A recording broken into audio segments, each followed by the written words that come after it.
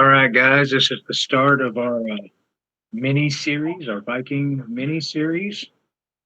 Uh, Hopefully, it'll be a lot of fun today.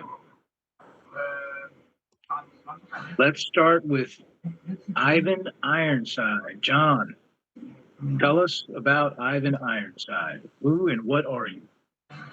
He is a human barbarian slash ranger. Rather on the small side of a atypical barbarian. 5'9", 165 pounds. He's ripped though. Like he's ripped. He's diesel for a 160 pounder. Okay. Small but yet mighty. Yes. Okay. Ivan Ironside. You are of the Saberfang tribe in a rough, desolate region full of mountains and plains, in a time and a place that is older than most. It is that time of year where your greatest hunters are gearing up to hunt the giant mammoth, for which your tribe migrates and follows their herd's path. You are not going on this hunt. For you being the outlander that you are, your main purpose in the tribe has always been to be away from them, to be that line of defense, the early warning, and just in general, you've always been more partial to being alone. It's in your nature. That and your great saber-toothed cat, Freya, often intimidates uh, and just flat out kind of scares a lot of people in your tribe. She's unpredictable and savage, much like you. So during this time, the men of your tribe have set off, leaving mostly the women, the children, and the older party or tribesmen there to prepare for what they bring back. It is when you discover in your journey out in the mountain peaks, you come upon and you spotted a war band. There are about 10 wargs with goblin riders, hobgoblins, and bugbears. You estimate their number to be about 30, maybe even 40. They're not a huge band, but for a tribe whose greatest warriors have just set off for the hunt, they could decimate them. You knowing this and being who you are, decide there's only one course of action. You see the path that they're following down out of the mountains, and you recognize a small choke point. It's there that you will make your stand. As the war party comes out and down the vale, nearing the choke point, they are startled when a small, diminutive barbarian steps out behind an outcropping. Only at 5'9" and 165, their initial response is joy. They salivate knowing that you will be the first blood that they spill on this hunting raid. They startle but for a second when Freya lets out a large roar as she also descends from the rocky outcropping. You're not alone. It is you and your saber tooth. As you pull your mighty great sword off of your back and draw a line in the dirt in front of you, their war chief leader laughs and sends his forces at you. This is the epitome of the unstoppable force against you, the immovable object, and your clash. And although this battle does not last very long, it is epic in its nature. Every mighty swing of your sword, dropping or severely injuring one of the goblin raiders, their wargs racing at you, snapping only to be intercepted by Freya, and a great battle takes place here. In the end, the few riders that might be left race off with their tails tucked. There's a slew of bodies around you as you held that pass. Freya lays to the side, injured and torn. You walk over to her, scooping her into your arms, and sitting down, stroking her fur, knowing that both of you have suffered grave injuries in this battle. You look down as dark blood flows from one of your thighs, and you even take note, with your rage subsiding, that your innards are even hanging out at your stomach. You're possessed of some healing magics, but you know it won't be enough. You sit down on the rock, knowing that wherever these tribes, these goblins descended from, the few remaining will tell a tale that they will never want to come out of their past and face the might of this entire tribe, for one warrior has decimated them so. Oh, As you sit on the stone, stroking Freya's hair, she lets out a low, guttural growl, and you know that she has passed. And in this moment, you hear a crow call. As you look to the sky, a single raven circles your position, and your vision starts to fade at first to dark, and then on a single pinpoint of light, which begins to grow and grow to where all you see is bright light. Okay, oh, Mike or JD, whichever you would like to tell your tale first. well, I'd hate to follow that up. That's what I was going to say. Go ahead, JD. Okay. And JD is shoved to the front of the line Yeah. in front of all the other would-be's. Okay, JD, who is your character? What are you playing? And then, if you would so, tell us your heroic death. Yes, of course. I am Wolfgar, Stormcaller. I am a bard, warlock. My patron is Thor.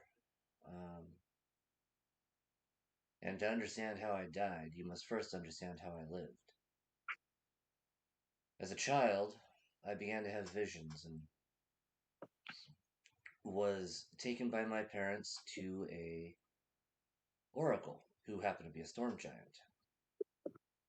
So growing up, I grew up steeped both in the politics and the world of giants, as well as my human kin. I became friends with that storm giant. As I grew in power and age, I moved into a position of being the right hand of my chieftain, or my earl, rather. So one day I was traveling to visit my friend, and as I'd done so many times before, I traveled those paths. I came to a clearing that I'd known so well, and I was ambushed by what I thought at first was a polar bear. And of course, as I raised my hammer and did battle with the polar bear, I'd won that fight, but then it transformed into a man. At this point, I'd been tired.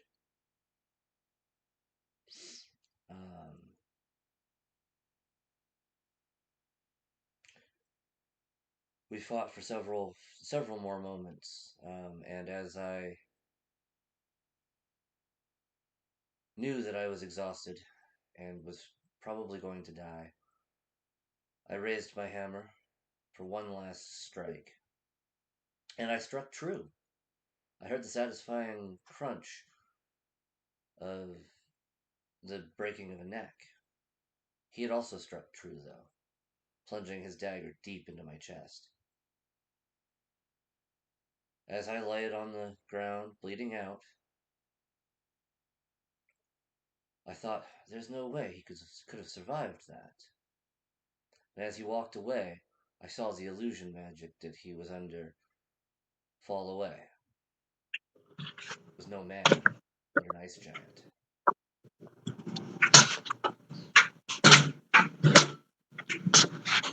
I left him broken and scarred as well.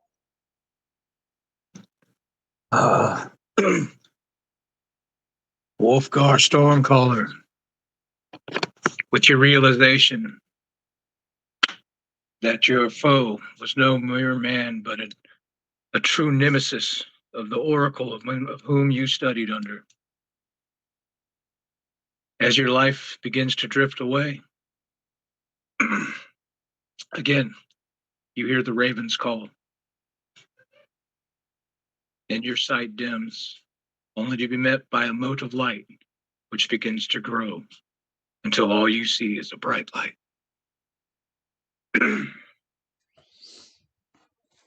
That brings us to Eirik Gustafsson.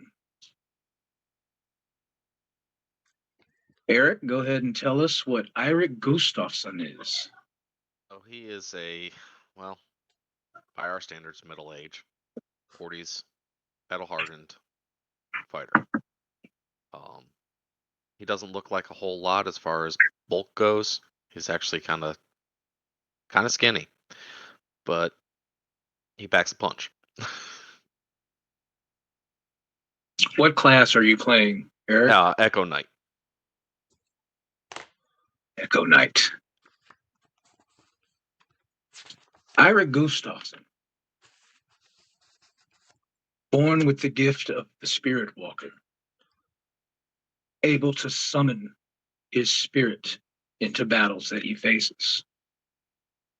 It is a rare gift, and one not recognized by your people, which led you on a sojourn of sorts, where you traveled away from them to not only hone this gift, but find yourself in the process. For the last 6 months or so, you had found work and a temporary home in a small logging community, a frontiers town at the base of a vast mountain range. While at first hesitant and fearsome of your abilities, you quickly proved yourself capable and even appreciated by these people. When one day you were met by a merchant wagon in this logging town, who asked of you if you would like to hire on to be his escort. He hears having you by their side is as good as having 3 guards. He said, it is a short trip up the mountain, but there is a hunting lodge ran by a small family. And at this time of year, there could be anywhere from 4 to 6 hunters also lodging there. They will hunt these mountains over the winter, but I would like to get these supplies to them before the heavy snow starts to fall, as it seems to have blown in early this year. You agree to terms, and you escort this old merchant and his wagon up the side of the mountain. Now, the pass is easily ridden for the most part, but he warns you, there is a narrow part of this pass up ahead that we will have to ride slow. He says the wagon barely fits, and although my mules know this pass well, it is treacherous. And soon you see exactly what he's talking about. As you come along the western face of this cliff, for about 100 yards or so, the path narrows to where this wagon barely fits. As you're traveling above it, you can see one part of the path where the rivulets which used to flow during the summer months have frozen, causing a large overhang of ice about the middle part of your path. You take note of this, and you understand now why the merchant has got these mules moving at no greater than half speed. Soon, you're past the narrow part of the mountain. The path widens and you go up into flatter terrain. It's broad and easily managed. It is just after nightfall when you guys approach the Hunter's Lodge. And immediately, you know something is amiss. As you get closer to the lodge, you can see that the door is open and hanging from a hinge. There's no smoke coming from the fireplace as there would be. The only light you assume are from gas lamps that might be hung in the lodge. The merchant knows something is off as well, and he tells you something is not right. You enter this cabin, and upon first inspection, the door you see large grooves and tear marks. Big, whatever did this had huge claws. The merchant assesses the grounds around you, and you see that there's blood splattered in the snow here and there, with large clawed footprints mixed in with what looks like the footprints of boots. You enter the lodge and you call out, and at first there's nothing. There's no response. You begin to look around through the lodge, and this lodge is fairly good size. There's definitely the huntsman's chamber where his family stays, and then smaller chambers where the visiting hunters also lodge. It is in here. You look around and see that there's no sign of life. You start to turn back to tell the merchant, we must leave this place first, when you hear a small cry, a whimper of sorts. You look through the lodge and you find the storage facility. It is barred. You bang on the door. Hello? Are there any here alive? When you hear a woman's voice cry out. Yes, please help us. She opens the storage room door, and barricaded in there is a woman and the lodge keeper's 3 small children. The oldest, no more than 11. The youngest, a babe. You look to them and immediately know, we must leave this place now. When you hear a howl cut through the night air. One you've never heard before. But as you come ushering them out of the lodge, the merchant looks at you with terror in his eyes. Yeti. It is Yeti. You hastily get the kids onto the wagon and the huntsman's wife, and you all start to speed off back from whence you came down the trail. But in moments, you see them coming out of the woods, coming onto the path. It is not just a Yeti, it is a pack of them. Large, furry, white beast. The blood of their first victim still matted to their chest and claws. And they start to pursue you.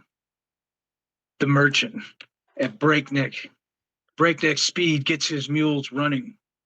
But these Yetis keep pace. And at first, to slow them, you begin sending your echo out, meeting them on the pass. And he strikes true on several of them.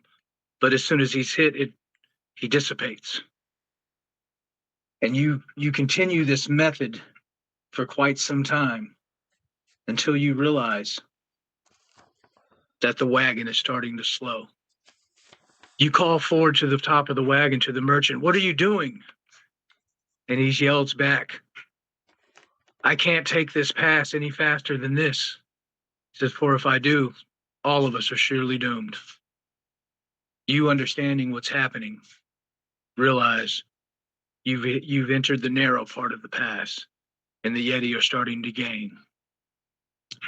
It is here you make a decision. You know full and well you can escape this, but none of them will. You leap from the back of the wagon, and you meet these Yeti in combat, trying to give the wagon a chance to get through this narrow part of this pass. You battle, they strike, you and your echo, fighting fiercely falling one of them, and then another. But there are at least 4 more. As they surround you, you think to send your echo further down the pass and then teleport to its place. You see the wagon approaching you as you've teleported above it or past it. And this is where it dawns on you. You're not going to make it off of this pass, but determined to not let the Yeti catch the wagon, you form a plan. You're right under the ice overcropping as the wagon passes you by, and you stand ready, wounded, blades out, as the last of the Yeti come surging in on you. Claw meets fang meets steel, and you hold it as long as you possibly can, holding them in that spot. When you manifest your echo above you at the overhang, as your final strikes are not from you, as these Yeti begin to claw and tear into you, they are from your echo. He strikes the ice once and twice and thrice, and you hear the crack.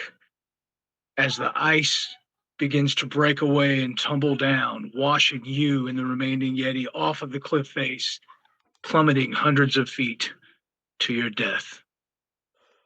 As you lay broken in the ice, your vision barely visible, you see the merchant's wagon crest the last part of the thin trail, and the mules pick up speed as they race down the mountain. No Yeti are pursuing, for they are all lying in the ice with you, broken as you are. You hear the call of a raven, and as your vision fades to blackness, there is but a mote of light that begins to expand until that is all that you see.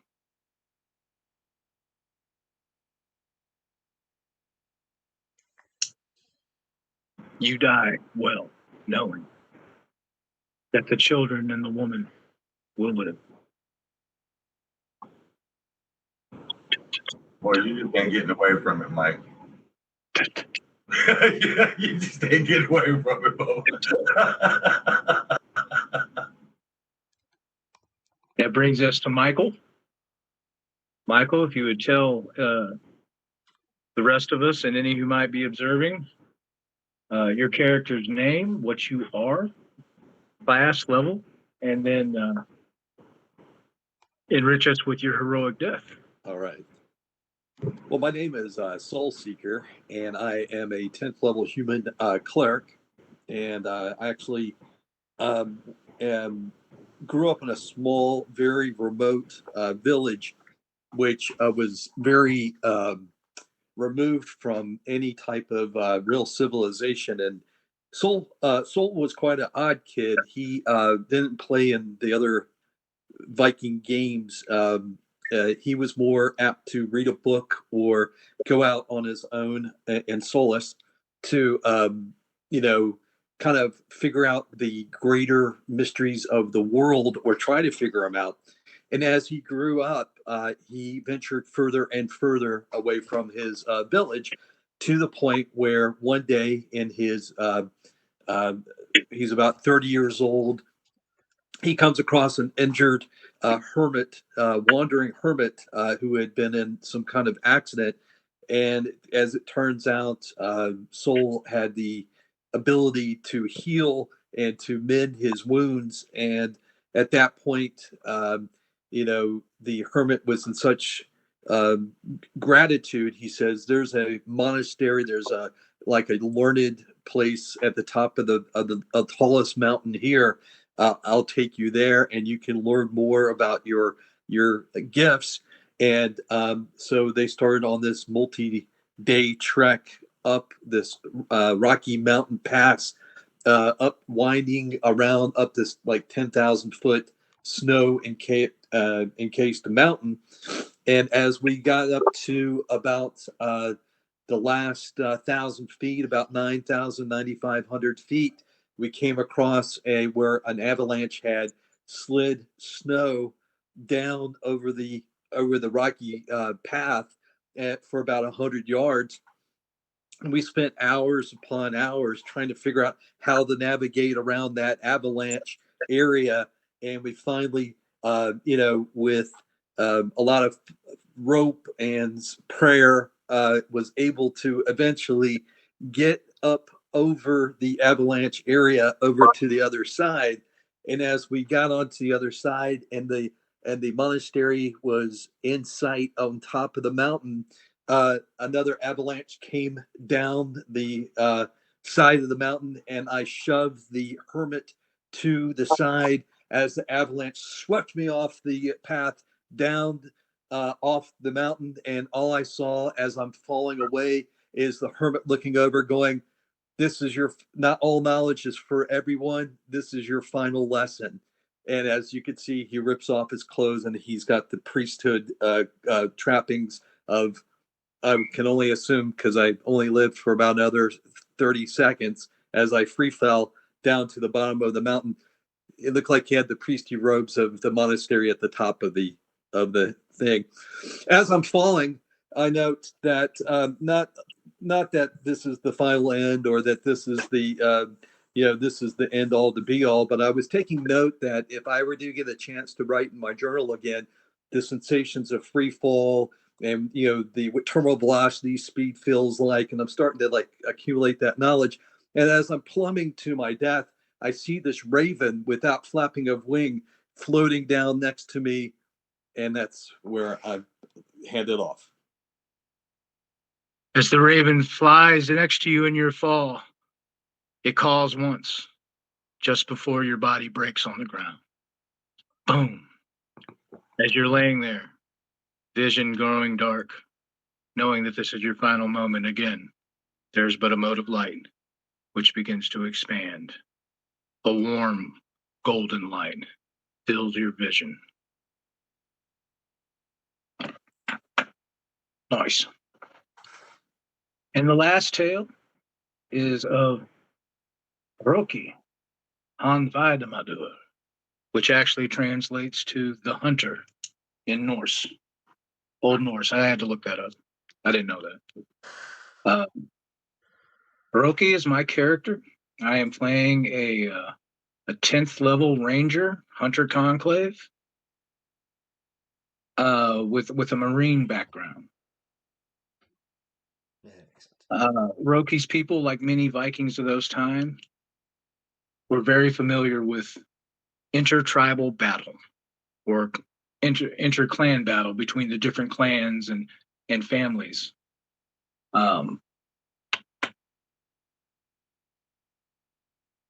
Roki's people have gotten word of a young Jarl who usurped his father's crown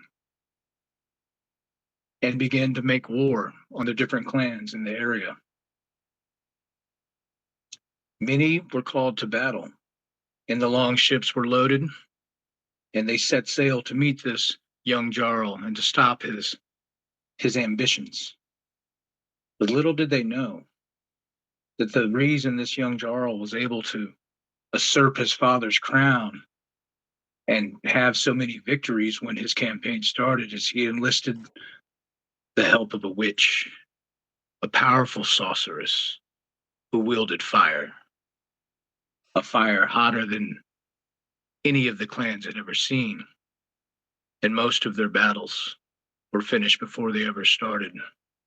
As boats approached the Jarl's territory, the witch would appear and unleash fire upon the vessels, taking hundreds and hundreds of brave warriors to their death before they could ever draw their swords. This being known to Roki, he decided he would take it upon himself to give his clan a chance. Using his rangerly skills and magics, he set out and got deep behind enemy lines without ever being detected, until finally he found the witch, standing there chanting above her warriors, casting whatever fell magic she might cast.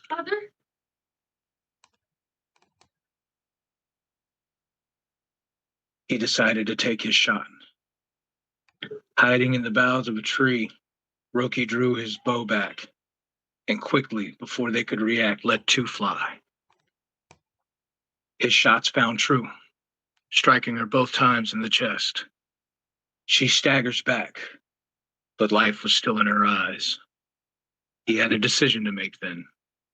He could fire again, or he could slip away and leave much the way he had came in, under cloak of shadows and trees. His decision was simple. His mission was to kill her. He fired again. Two more shots, one striking her in the throat and the other in the eye, this time knowing that his mission was successful as she fell dead. Unfortunately, the second volley gave away his position, and that deep behind enemy lines, he did not stand much of a chance.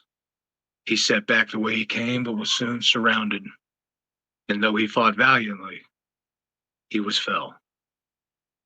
He died knowing that their weapon was dead with him, and a smile on his face as his vision faded to black, met by the single mote of light, which grew and grew until a blinding light filled his vision. Now, this is the scenario that all of you see at the same time, yet individually, if that makes sense to you. When the bright light that fills your eyes begins to fade, you are standing at the base of a hill. A long gravel path leads up the hillside to what looks like a large log cabin or mead hall, even.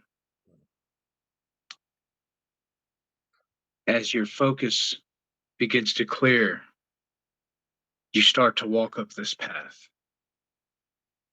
As you're ascending this path, you see warriors approaching on either side of the hill, looking like they're fresh from battle.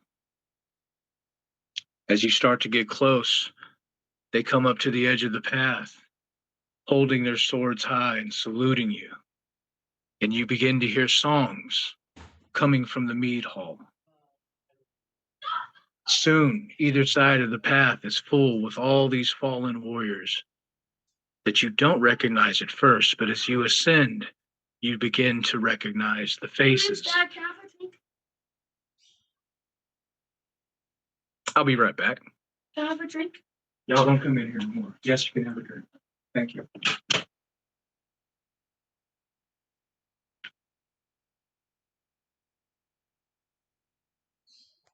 As you begin to ascend this path, and these warriors begin to fill in on either side of it, you start to see people you've recognized, uncles and aunts, brethren who have fallen before you. Indeed, this is the line of your people, faces that you don't even recognize, but somehow look familiar to you. Perhaps grandfathers, great-grandfathers, your ancestors. They all bid you welcome, showing the way to the hall. And as you get closer to the hall, you are met by your closest past relatives, patting you on the back, raising their swords, cheering you with horns of ale as you have made it. You have made it to Valhalla. And they usher you in to the mead hall where a long table sits. And they usher you to your seat where you're seated. A serving wench brings you a great tray of food and mutton, and another a huge ale horn full of frothing honey mead. As you all sit and take your place at the table, at the very head of the table sits an old man, long white hair and an eye patch, who stands. Hail the victorious dead! And the whole hall erupts into cheers and song. And he looks at you and says, feast and take your place in Valhalla, for you have earned it. Your deeds here are sung every day. and you're patted on your back by your closest dead relatives, and they all cheer your name. And this feast begins, and songs of your valor are starting to be sung by the bards off to the left and off to the right, as who you recognize as Odin sits at the head of this table. He lets these songs play for what seems like a few hours as you eat your fill and drink your full. And then suddenly, Odin stands. He says, although your place here has been earned, I have a choice. For I have need of extraordinary men, just as yourself. He says, for not all halls of Valhalla are so glorious. And as he says this, the people around you start to fade away, one by one. And the great hearth, its roaring fires burning off to your side, the flames begin to dwindle until there are just coals. And soon, the hall is empty, except for you 5 men and Odin himself. He says, I have call upon you to aid me. For as I've said, the halls of Valhalla, they are everywhere at once, and then again at different times. He said, and not all of them are glorious, as the one you just sat in or were welcome to once was. And as you begin to look around, you see this giant mead hall is old. It's fallen into disarray. There's planking falling off of the walls, and you go to take a sip of your cup and realize it is empty. And you look at your platter, and where there was once a bounty of food, it is just old and dusty and moldy. He says, in many of my halls, this is what there is now. A broken, forgotten place where I have been forgotten. I have been usurped. They pray now to gods who are not me or not my kinsmen. And as he says this, a few people begin to appear behind him. Off in the corner, there's a weathered-looking, red-bearded man with a bow slung on his back and a great eagle on his arm. There's a strike of lightning, and standing next to Odin is a large warrior with a winged helm and a hammer crackling with electricity. He says, they call my people different names now. Cord, Talos. Another beam of light appears, and a golden figure in great golden armor with a blazing sun on his chest plate also stand next to Odin. He says, as I said, my halls are in disarray. But I ask you, will you join me in this fight? Will you bring glory and song back to the fallen halls of Valhalla, which span across worlds and space and time? Will you be my Odinsmen? Can you restore these broken halls back to their former glory? The choice is yours. If not, you may return to your hall for as long as it stands. Or you can join me on this mission and return these broken halls back to their former glory. What do you say?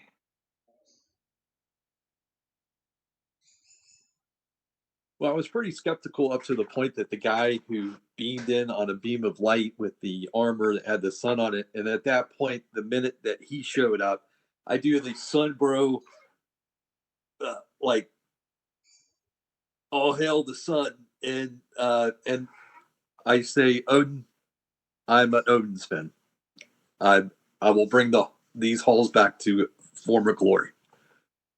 And when you say that, the golden armored man steps forward and he says, you who carry my namesake, I have much faith in you. Even in your death, your devotion was shown to me. And he opens his hand and it begins to glow with a bright light. And suddenly an amulet appears in it, which he throws to you.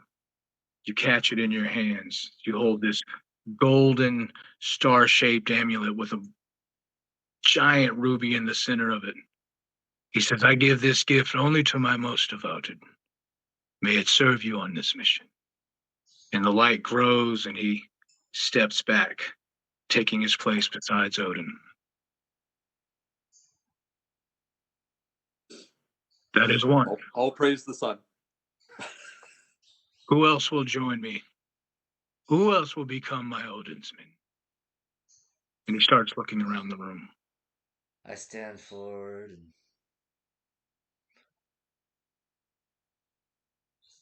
When you stand forward, Thor looks down at you and says, Ah, my devoted. He said, if only you'd had someone to watch your back, to let you know what was truly out there. Perhaps you would still be alive in your world today. Take this gift, Wolfgar. And he looks to Odin, and Odin opens his hands and points as a raven flies out of the shadows, landing on your shoulder and then hopping down onto the table before turning into a silver raven before you. hail to the Who Odinsmen. else? Who else will join this cause? A more glorious death? Why not? And Odin looks at you and says, Ah, Gustafsson, you have been gifted as well, have you not? Yeah. Out of the shadows approaches one of the serving wenches. In her arm, she holds a bundle. As she walks up close to you, she lays the bundle on your table in front of you. She says, I understand your swords were lost in your fall. It appears that now you have new brothers. May I give you some wicked sisters of bought swords, which, as you know, are never made in twos, but only ones. But for you, my gifted, I give you wicked sisters. And she takes a step back, and her form melts away, and she's not a serving witch at all. But you see the god of Loki. His mischievous smile creases his face. You will do well.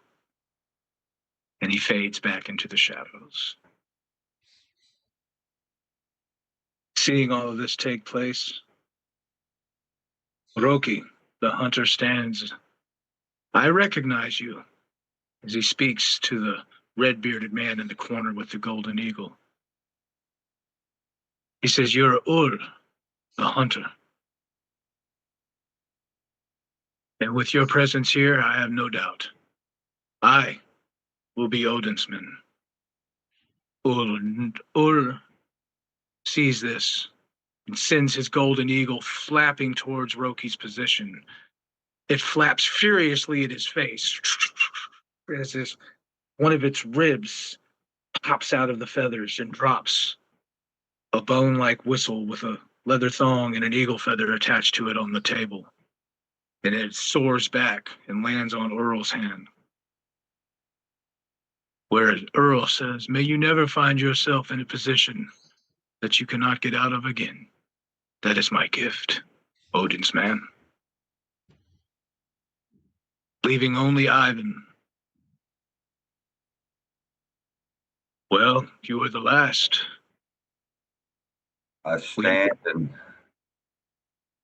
kind of gander, just turn my head and look at the four of you.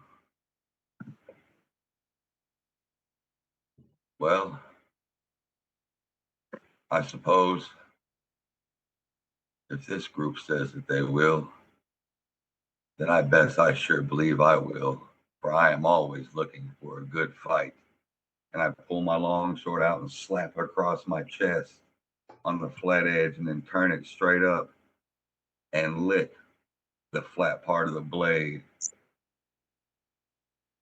I too will be an Odin's man. Odin smiles ear to ear, and he looks at his other members of his pantheon, Thor and Ular and Loki and Sol. And he says, "You are all right. You chose well for this task." Ivan Ironside, he says, "Welcome to the Odinsmen." And then he twists his hands. As you stand there, your old primitive tribal tattoos that cover your body begin to twist and morph and shape until there are two Celtic saber-toothed tigers' heads on your chest with their bodies wrapping down your arms. That is my gift to you. For may your hide be as strong as the beast you command. And Odin stands and he sends his hands out wide, and the tattered, broken down mead hall shatters apart, and you're all standing on this hill. But the terrain is different. It is not a golden, beautiful hill, but a rocky cliffside. He says, "Follow me." And as you guys begin to descend down the cliffside, you approach a beach, a rocky beach. And sitting in the water is a single mast vessel, an old Viking Nar. It is about 50 feet long. Nars were designed to be manned by smaller crews. They are often just cargo ships, unlike the long 100-foot war vessels. He says, "I give to you the sea wolf. She has a nose for destiny, and she will carry you through. Now, you must sail her yourself, but her path she will find on her own." And you look down, and there's this 50-foot Viking Nar ship with a single mast and sail, 5 rowing benches on it, a cargo hold, and on its head, carved a great wolf staring out into the ocean. As you all board this vessel, or before you can board this vessel, as you approach, a great roar emits from the vessel, and you see her. Freya is already there, waiting for you. I "Good smile. luck to you, my Odinsmen. I know you will bring glory back to my halls." And at that, Odin fades away. And there it is, your vessel.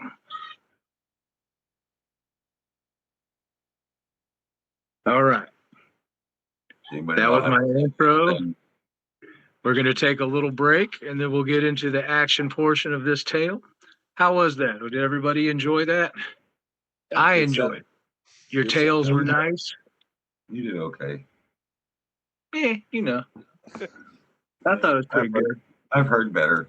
Hey, I'm new to this thing. You know what I'm saying? The storytelling part. I just wanted to do all of you justice. I enjoyed everyone's victorious death, though. That was pretty cool. Kind of everyone has their own flavor here. I like it a lot. So let's take a 5-minute break to fill our coffee pots. How are we doing on time? Does anybody know? 151. Oh, we are rocking and rolling. Perfect. That's what I'd hope for. Maybe an hour into the intro, getting everything keyed up. So let's go ahead and take a 5-minute break. Make sure our coffee pots are full. Smoke a shiggy, and then we'll get into this tale. Sounds The good. tale of tales. Sounds good. I can't wait to see you guys in action. That's going to be the. Eric, I forgot. I haven't seen you in like 2-3 months. Yes. Boy, Yeah, you, man. you were really still ugly. You know, Back at the table. it happens. It does. All right. I'll be back shortly.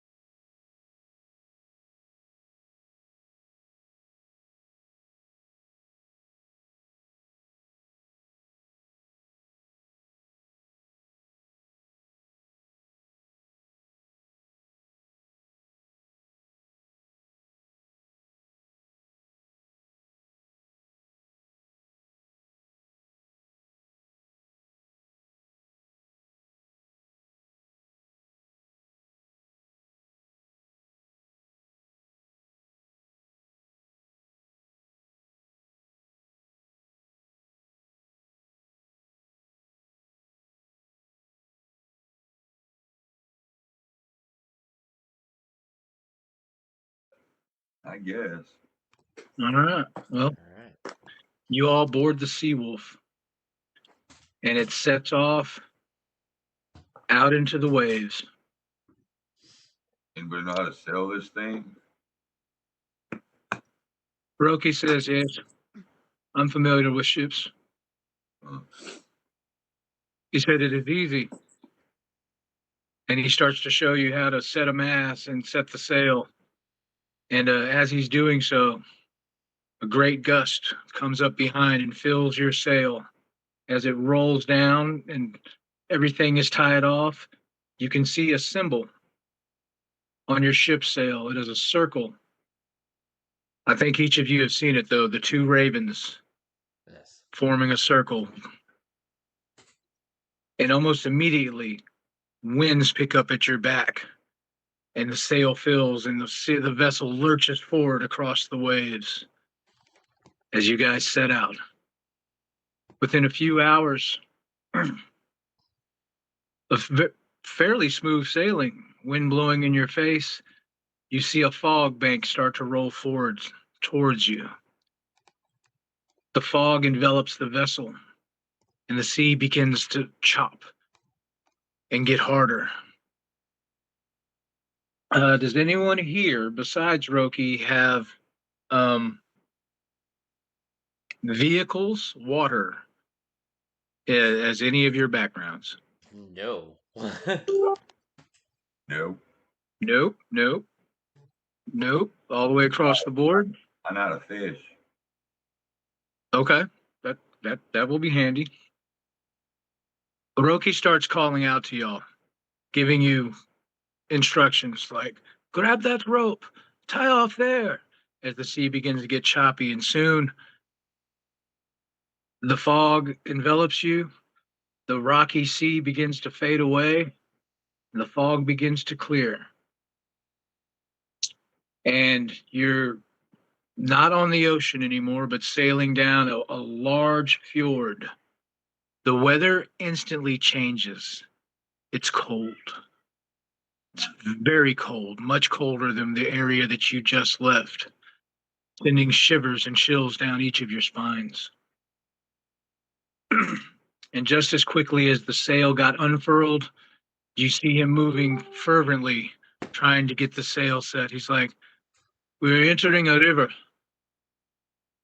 He said, we will probably need to man the oars, but I suppose this is the direction that we should be heading. He says this vessel will lead its way. We're just to man it, right? That's what he said. That is what the He man I said. believe he's a man of his word, or a god of his word, I should say.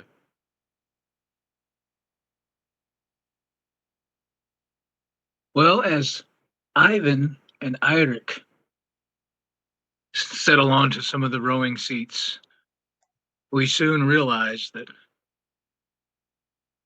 is all the power we will need to move up this river as the two start to pull in unison. Their first pull sending the boat lurching forward almost, gathering looks of inquisition from Roki as he sees, "You two little guys are much stronger than you up there, I see." In my tribe, you Great have to things be come in small strong. packages. What was that about your tribe, John? In my tribe, you have to be strong when you get cast to the wilderness alone.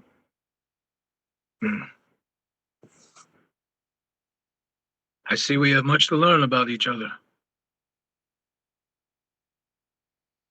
If you like me now, give it a couple of minutes. It'll change. He says, "I like your beast. She is beautiful." Yes, she is. She has been my companion for many a year. I'm glad to see Freya. her beside me. That, Mike, that's a token that we need. We need Freya. If you don't have one, I'll send you a pic real quick. Okay. I think I've Okay. got one. Because I've got the whole monster manual pack. So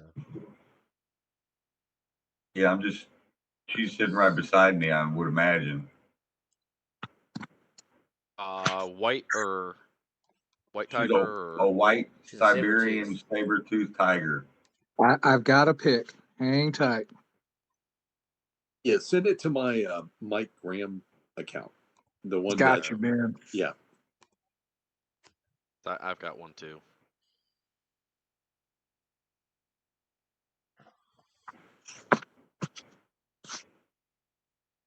I just sent it to the Yep, I got it. sent it to the wrong one. No, I got. You got it? Okay. Nice. Yeah, that's the one. So I've got two here. I've got one that Eric sent me, and I've got one that Rocky that you sent me. Which one do you want to be used, John, for Freya? I just I put, don't know. The I white just- one. The Okay, white one? that would be the second one. Okay. The one I sent you, I believe. I just put one in the group chat too. Yeah, I didn't even using see the this. one that Rocky sent would be better because it's face on. Yeah. Okay. I'll have a token here shortly. That's my boy.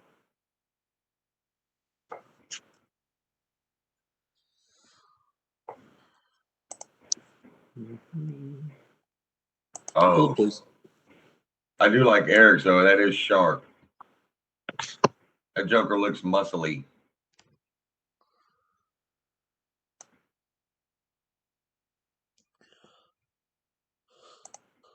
Oh my! Just had a package arrive. I didn't get those notifications. No wonder I didn't see what you were talking about.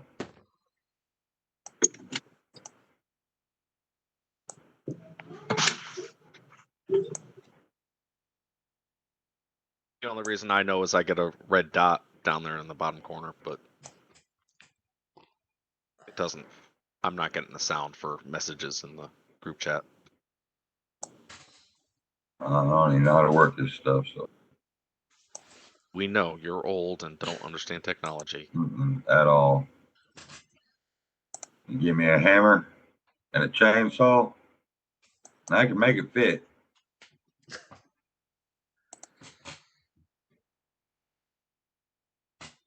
What I told that lady last night, she said something. I said, "Ma'am, I'm just a cook. I don't know how to work this wizard box." She looked at me funny. She was a younger young lady. And I said, "Ma'am, I grew up playing outside, drinking out of the water hose."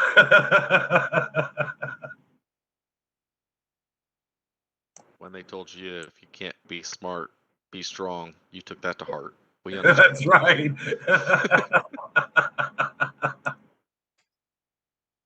If you can't be smart, at least be strong. Okay.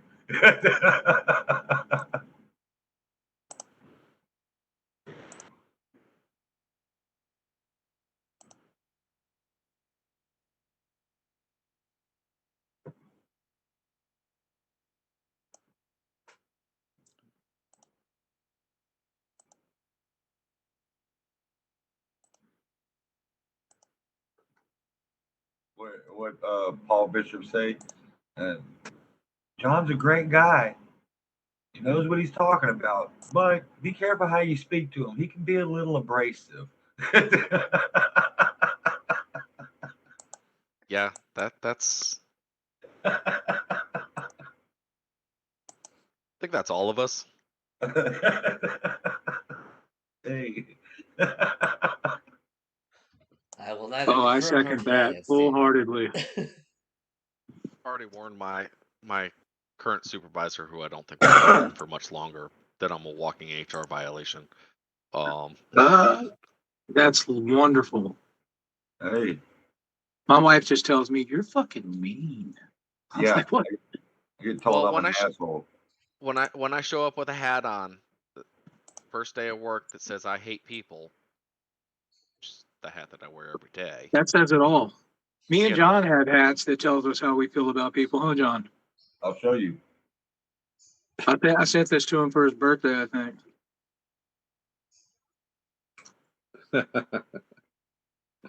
It's a bird. Yeah. Give him the bird. Give him the Yeah. bird. The bird's the word. Yeah, no, I'm one of those, those people that come up to you and say, you just seem unapproachable. And you look right at him and go, and yet here you are. Yet here you are.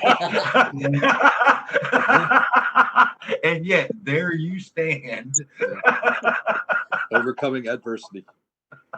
Right? I must not have been too unapproachable because you're here.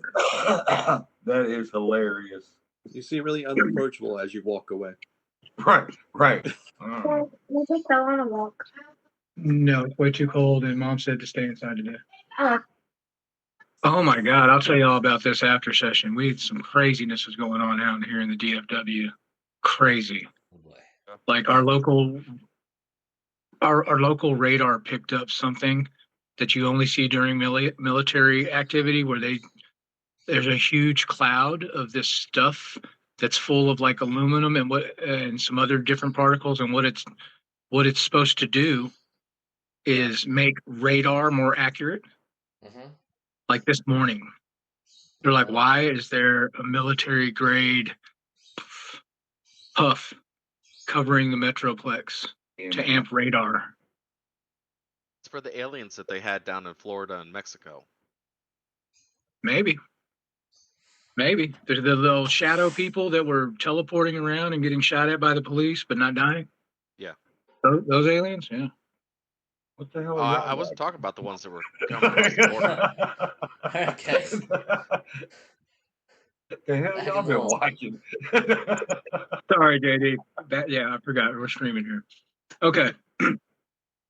As you guys start working your way up this fjord or river, whatever you want to call it, you realize that the temperature, there's big chunks of ice in the river, and you're kind of having to push through and navigate it until you come around a bend, and you can see a longship frozen in the ice up on the shore, and what looks like maybe a village a little further off in the distance. As you start to row in, Brokey looks at all of you and says, "But perhaps we are here. Steer toward the bank." You guys, the ship, almost without much effort, goes exactly towards the frozen bank, and you guys set anchor.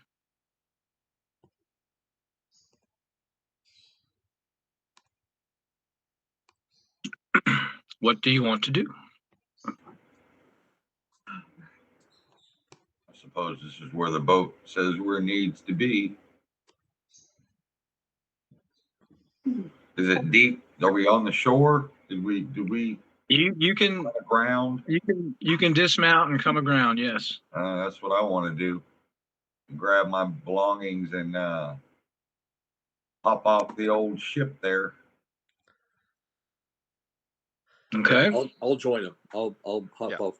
I'll make sure I've got my journal and all my gear. And as I disembark, I take out a bronze crucible and pour it over myself. So, how far away from this? Go ahead and describe to us what this bronze crucible does to you, JD. So, essentially, as the bronze pours over my body, rather than burning me, it forms over my clothing and my arms, and pours down. I think it even forms a sort of a basic helmet. It essentially becomes bronze armor as it instantly hardens. You all see this.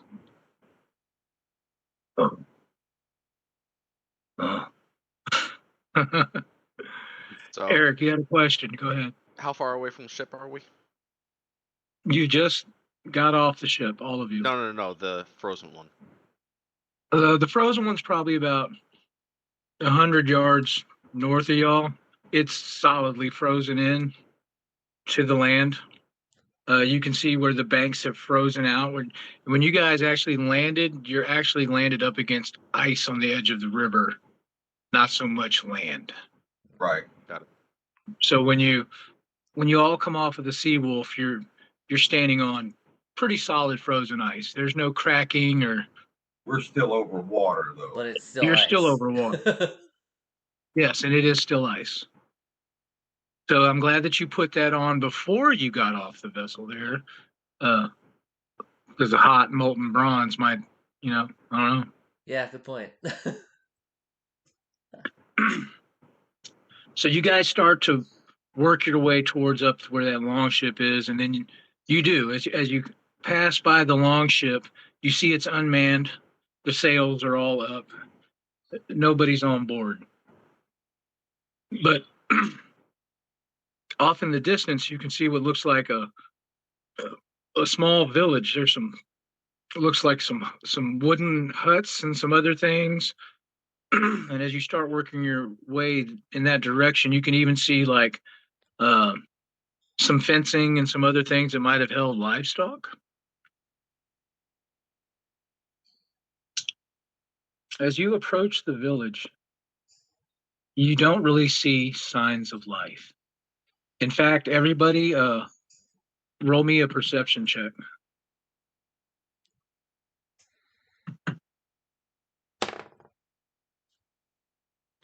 18. 16.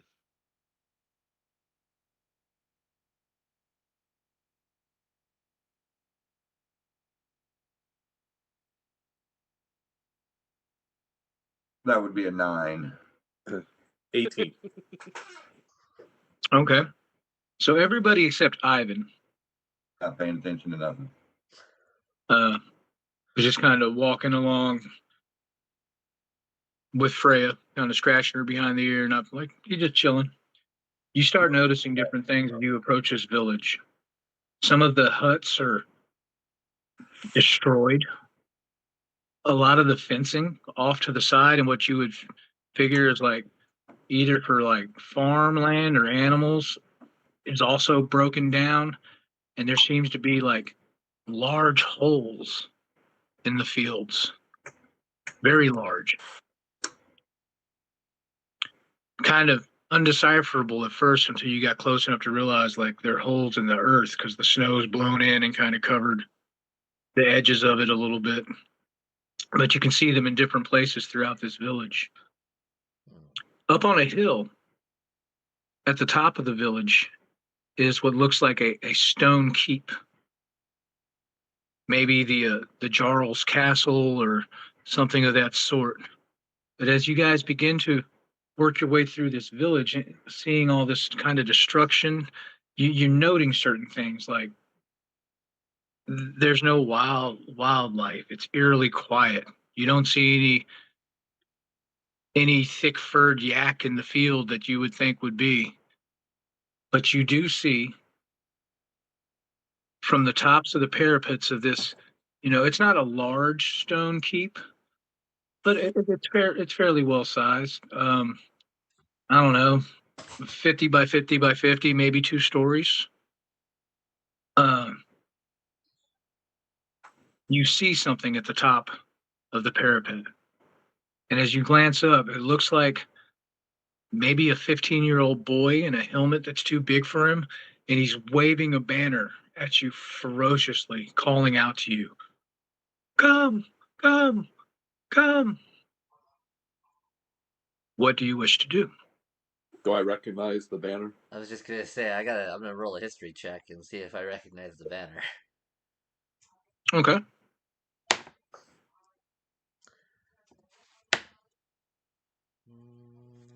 Yes, my learned scholar and my bard both go ahead and roll a history check.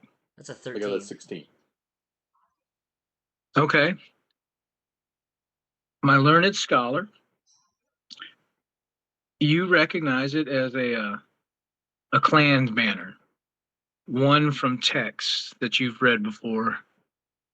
That's very, very old if you remember the text correctly. You're not even sure if this clan even exists anymore. But yet, here you are.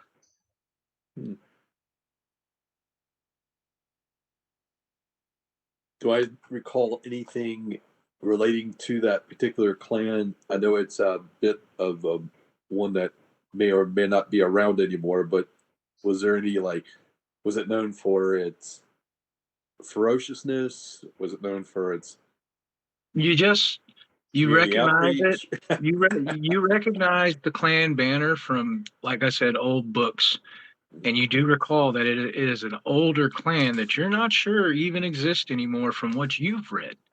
Mhm. But that's all that you can recall about them. How far is the boy from us at this point?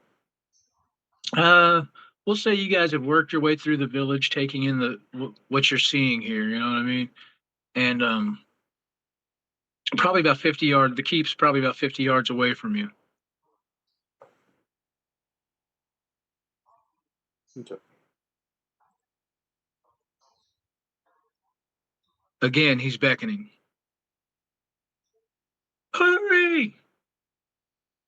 Hurry! Get off of the fields! I shore up the grip on my shield and I start double timing it towards his location. All right. You guys That's what my character would do. You get up to the keep doors, and as you start to ascend to the keep, you notice that this stone keep is built on a good stone foundation. Mm. Not soft earth. As you get closer and closer, you realize the earth kind of gives way to. They built this stone keep on top of good solid stone as well. And as you get close, the doors swing open, and you're met by what looks like,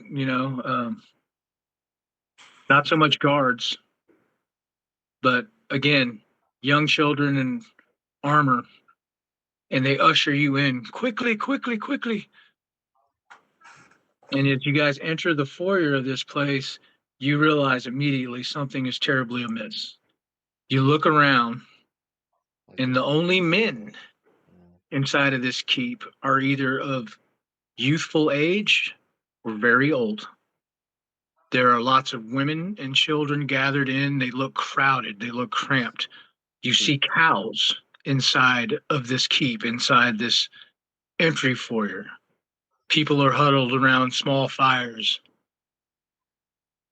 And it looks like the remnants of, a clan that there are no able-bodied warriors of fighting age anywhere in sight.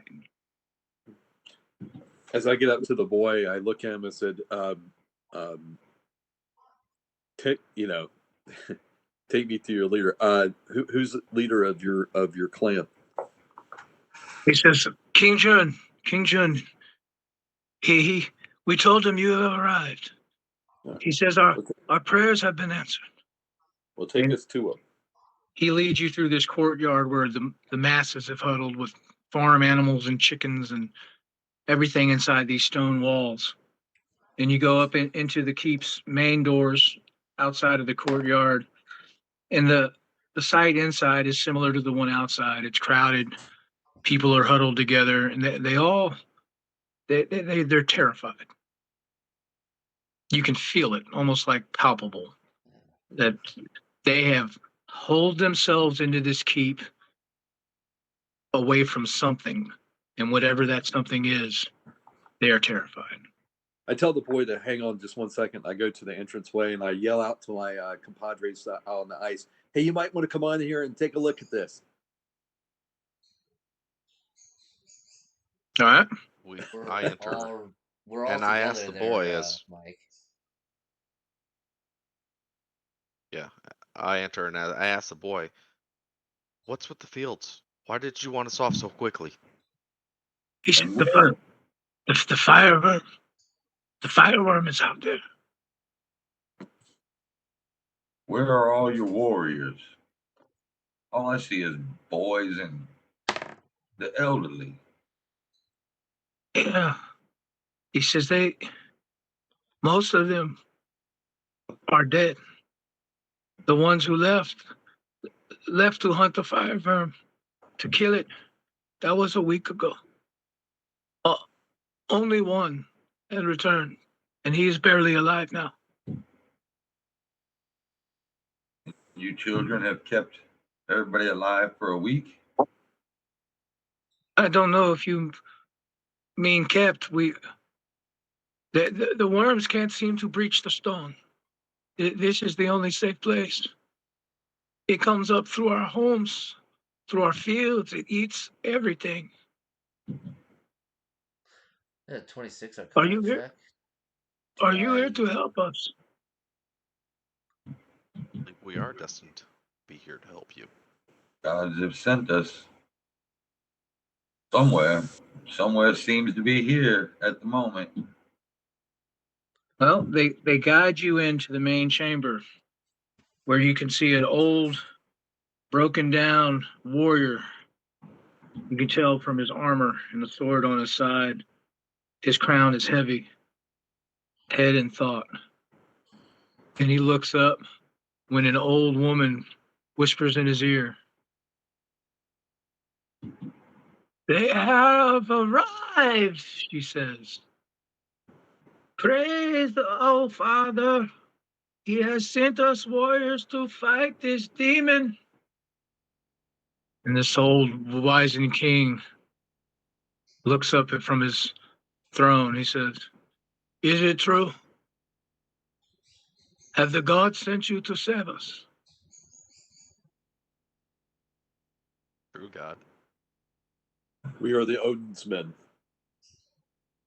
And you see the old lady clutch her chest and put her hand on the king and says, "They are here.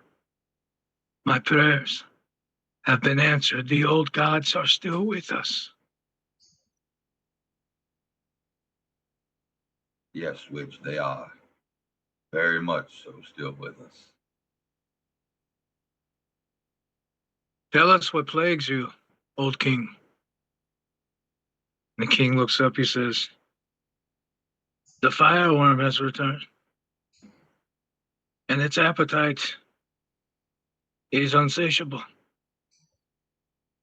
He says, "The last time such a beast fell upon this people, I was but a child." He says, "And it attacked and ate much of our livestock, but nothing like this. I have lost all of my strong men, and the ones that have remained have set out to hunt it. They believe they found where it laired, but none have returned, except for Krong. And I don't fear he will make it through the night. He is horribly burned." I immediately asked to be taken the crumb, Okay. being who I am. And I'm going to see if I can alleviate some of his suffering, but also I'm a secret of knowledge. So I'm going to pick his brain a little bit. The king looks at you and the rest of the party and tells a young child who runs over and says, come with me, come with me." He takes you by the arm and leads you off somewhere inside the keep. All right. The boy said the worm comes from the ground, not from the air. Yes, yes, it cannot breach the stone, but everywhere else it comes with no warning. When it erupts from the earth, it is huge, giant maw, heat waves emanating from it, burning everything that's near it. He says to fight the beast, even if you're not eaten, has killed many of my finest warriors.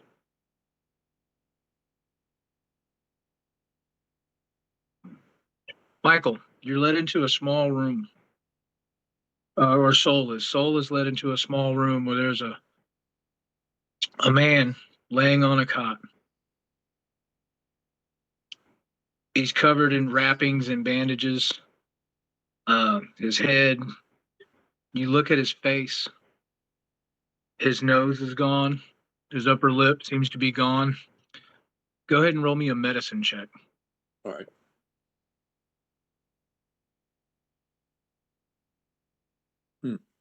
13. That'll work. Something you observe as you're looking at the exposed parts of his flesh that isn't in wrappings, because not all of it could be wrapped due to the injury. these burns that are covering his body, there's no like singes on them or crisped hardened parts that you often can associate with a fire burn. These burns that are covering him head to toe seem to be caused by some type of an acid. Hmm. Okay.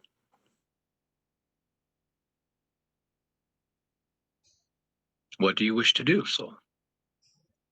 Well, I mean, I will definitely cast on him Spare the Diving. Okay, well, he's already stabilized. Okay. I thought he was like slipping away. You know what? Let me. You're right. I did mention that. Okay, so good. Yeah, spare the dying. I wanted to buy some time to be able to do something. Fair enough. Yeah. Prolong his suffering, whatever. Well, maybe I can, maybe I can help him out. And then I want to cast on him a Cure Wounds. Okay, and you do? Yeah. What level? Third level.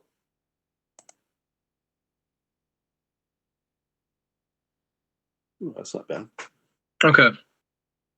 Yeah, that's 20. Let's see, I get 2 points per level because make I'm sure a you life add all cleric. your extra stuff. Yeah, so it's 23 plus 20, so that's 43 points. The most severe of his wounds begin to close. His skin begins to mesh together. The open burns begin to close over and heal, and he lets out a gasp. He's still missing his nose. His upper lip is gone. His ears are gone. But one eye flutters open as he takes what you probably think is the first strong breath since this has happened. And he's shaking. It looks like he might be in a little bit of shock, but he's alive. Yeah. Why put some additional blankets over top of him? And I'm like, Crone, you can fight. Warriors fight for their lives, and this is not the time to be sitting idle. Fight for your life, and to give him some encouragement. He nods and says, thank you. Thank you very much. Oh. I cannot give you the lip that you're missing back, but maybe you can give me, I can lend you my ear. Tell me what happened. The worm. We tracked it north. On the eastern side of the vale, there were many holes. We figured it layered there, which it did. But I'm so sorry.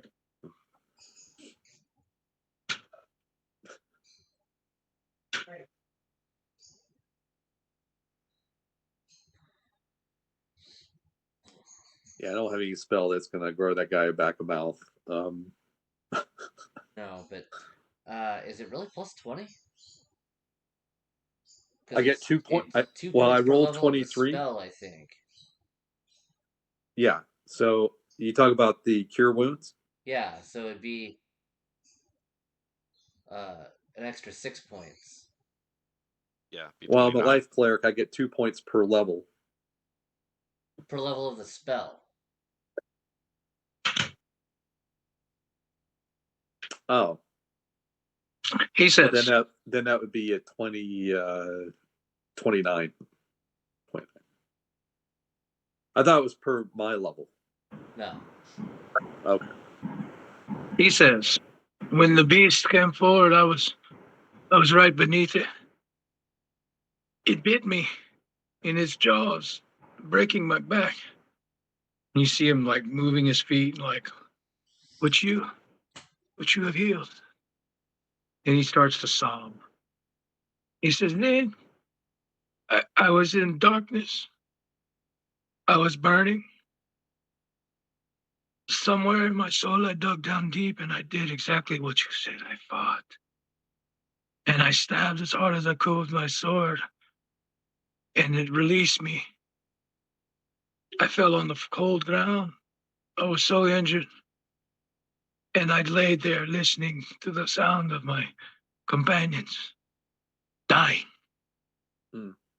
All of them dying.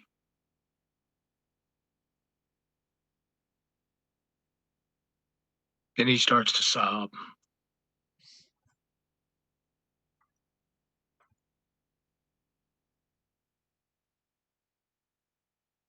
All right, back to the main hall.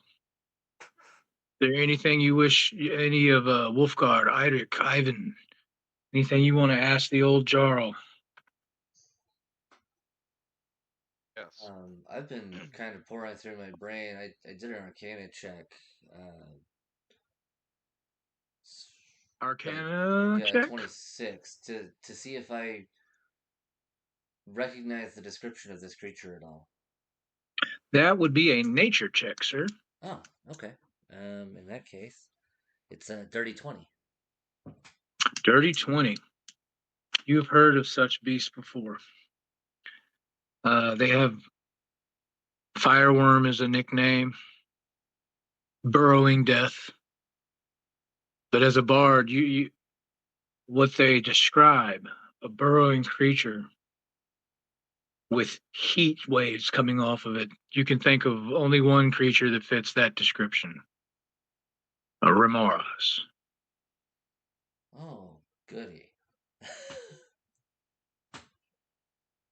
I would keep that bit of information to myself. At least until we're out of earshot of everybody else. What Michael. seems to attract this creature? It comes to feed. How often is that? When it first attacked, before we could even muster a defense, half of our herd was already eaten. Our men attacked it. It fled. But this creature is insatiable.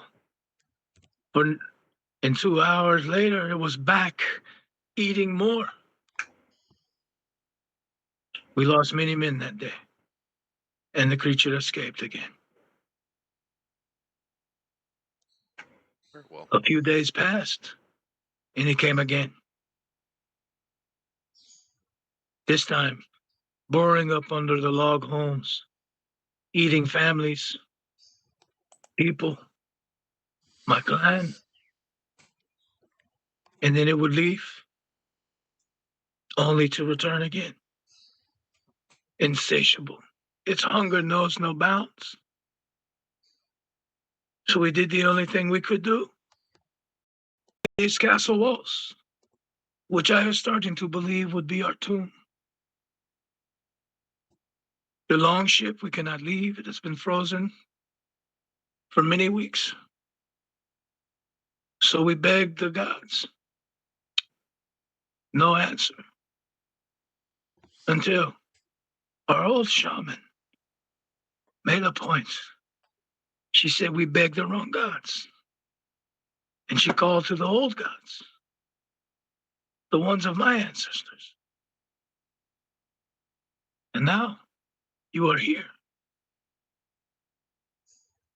So tell me and be truthful. Are you here to answer these prayers? Will you kill the fireworm so that this clan can live? Absolutely, 100%. We will do that. Not in the room. Yeah, you're not in the room. Well, that's what I'm thinking. Those of you in the room. That we will, or die trying. You had mentioned, this is Roki speaking, that your hunters, they may have found where it laired. Yes. Yes, they believe so, and they set out. They were probably right, for they have not returned. How long has it been since this worm has come to feed? I think he said a week. Well, we barricaded ourselves into the keep. Maybe 4 days ago. I'll look over at Roki, and it might be time for it to feed.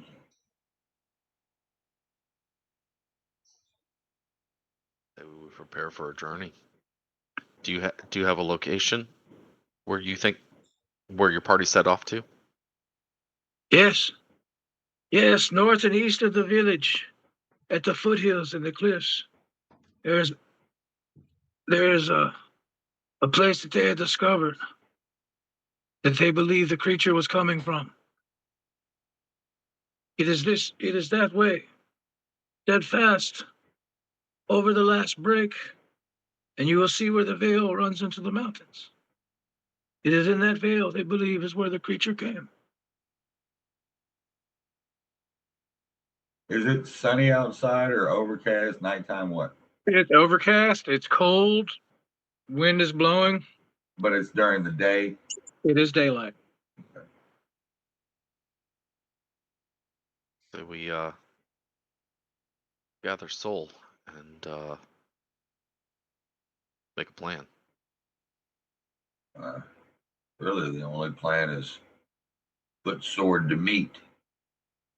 Yes, but as we have just recently met each other, I think it's a good idea to kind of see where our strengths and weaknesses are. As Oh, I this don't have any conversation is weaknesses. taking place, Wolfgar is looking around for a loot of some kind, so he can attempt to perhaps raise the morale a little bit of the people here. Okay. You While ask he's for resting, if they have instruments. And one of the women is like, yes, yes. And she brings you a lyre. And you can tell from the look of it, this is like a very old primitive lyre. But it is a lyre or a lute or a banjo or whatever you whatever it is. oh, It's a and then 25 performance as I'm just kind of strumming it and walking around and singing. Okay. Any particular song that you're singing or just Some old tale of valor and just something to raise the morale. as you're playing with a score like that, you can see many eyes brighten, mothers hugging their children with for the first time realizing that there may be hope, which they haven't had for weeks since this started. I Roki want to says, look. "Oh, go ahead." I want to look at Elric when he says we should learn our strengths and weaknesses of each other. I just turn and look at him and say, I don't have any weaknesses. Those are all y'all. Roki cocks an eyebrow here overhearing this and says, "Well, where I am from, we do not let the snakes into our home. We go out and kill them in their holes." Agree. But we also shouldn't rush to death either. We've already died once. Exactly. He's got a point. I'd like to shine the light on the situation by sharing with the group what I learned from Crone about being acid, more acid attack than versus what was previously thought as a fire-based attack from this creature. So I share Okay. that with the group. Wolfgar, Yes. upon hearing what Michael just told you, you have no doubt in your mind that this is a Remoras. Yeah. You've heard tales of them swallowing people whole, and they're slowly digested in the creature's stomach by acid. So yeah, as we gather kind of out of earshot of everyone else, I will relay that to them. This is a Remerez. It is a fire-breathing, well, sort of fire-breathing creature. They're very tough, very hard to kill.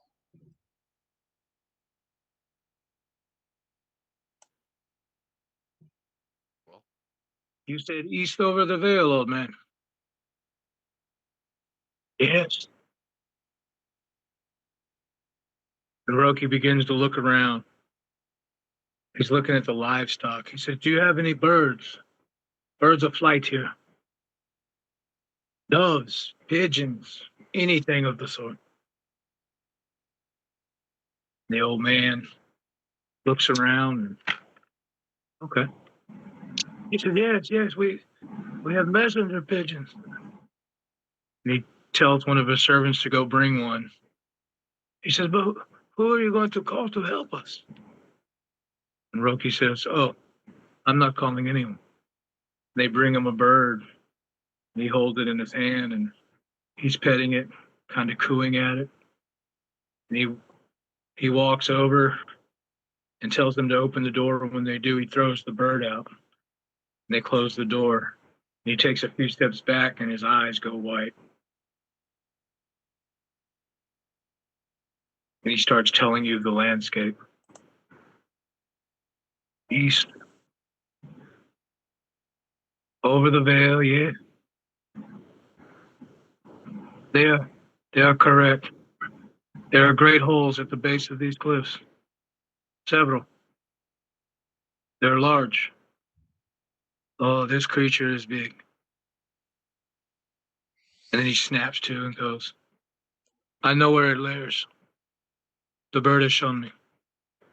well, may I borrow a drum? I asked. I pull out bongos from my pack. I got bongos, like I'll a take single 'em. bongo drum. Here, you can use mine. That'll work. I say we set off. I do Sounds good. too. Yep. What are you gonna do with my bongo? What are you going I'm to do going with to- the bongos?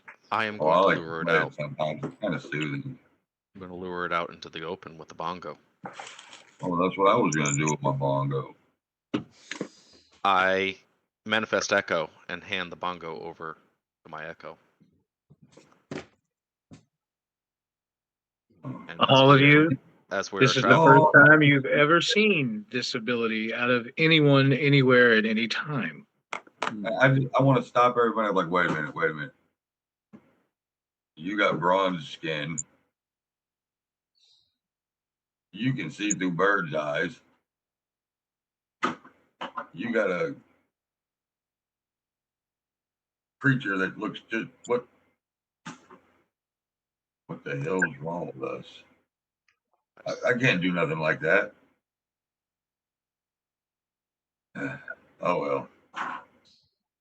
You're walking around with a pet saber-toothed tiger. Oh yeah, that's my homegirl. Yes.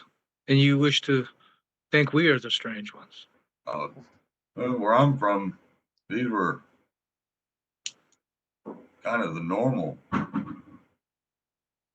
He says, perhaps it's not where you're from, but when. Because where I am from, these creatures only exist in tales. They are, what is the word? Extinct.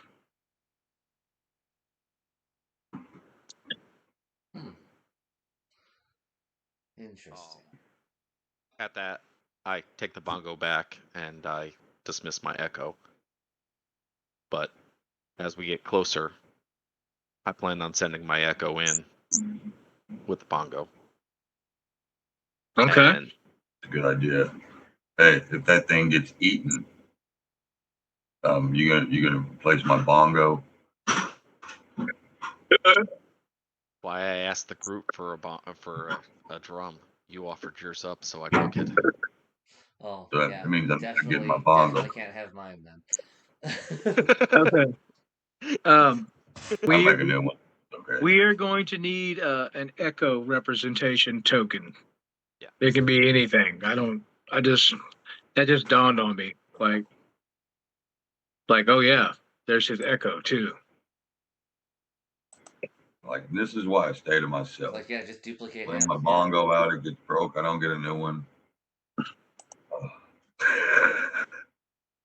Once my other self gets a certain distance away, you all will have to have my back, or I will not be able to see or hear. Can we get something different besides his main picture? I know that was the easiest way, but I will lose track of what's his echo and what's him. And seeing that he can swap places with this thing if he wanted to, like it can just be a token. I don't care what it is, as long as I can tell the difference between real Eric and perfect, and echo Eric. And then we'll find you a suitable echo, whatever we venture down this path again. Perfection. Okay, so without much ado, you guys leave out of this keep. And you follow Roki because he knows where we're going. And we come into this vale. And you can see these like mounds of stone and dirt here and there, and some are holes. And this is probably exactly where this creature has been coming in and out of. So if you guys want to do the bongo thing, Eric, go ahead and put your echo wherever you'd like. Well, I can be up to 1,000 feet away, so Holy moly! that's why I said I'm going to stand. Basically, it's going to walk right up to the cave. Well, there's no well cave. away from. Oh, you said it was in like a. Okay, check this out. You all see like these big, I guess they look like trees on the map. Those are like rubble strewn holes. Some are filled in, some are open, but you're basically this kind of open, frozen tundra like terrain at the base of what looks like a mountain, a little bit further away. So this is definitely broken terrain. It's not stone, it's earth. But you could say like the biggest trees on this map that you see are like craterous looking holes. So let's get everybody down like we're just entering here. Roki was leading, so we'll put him down there. All right. Yeah, we're all coming into this area here. Perfect. All right. So, I will. I'd like to be somewhere in the middle. Okay. I'll be right behind whoever. I'll be right behind if Roki is leading. I'll be right behind him, like All right. a shoulder type deal. You know what I mean? There we go. Works for me. Where's Freya? Right next to me. Okay, perfect. All right, as we approach,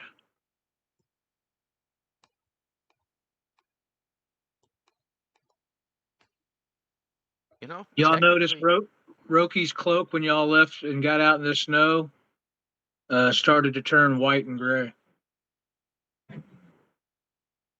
almost blending him into the surroundings. Is it is it snowing hard? Is it snowing or is it just? Nope, it's cold. There's a lot of snow on the ground. It's overcast, but no torrential weather or anything of the sort. It's just cold. You're dead in the middle of a very cold winter. So as you approach this veil, you see Roki hold his hand up, and he pulls a black bow off of his back, He doesn't knock an arrow. It's got a silver string on it. But he's just observing and looking. And then he looks over at Eirik and goes, Point of clarification. Yeah.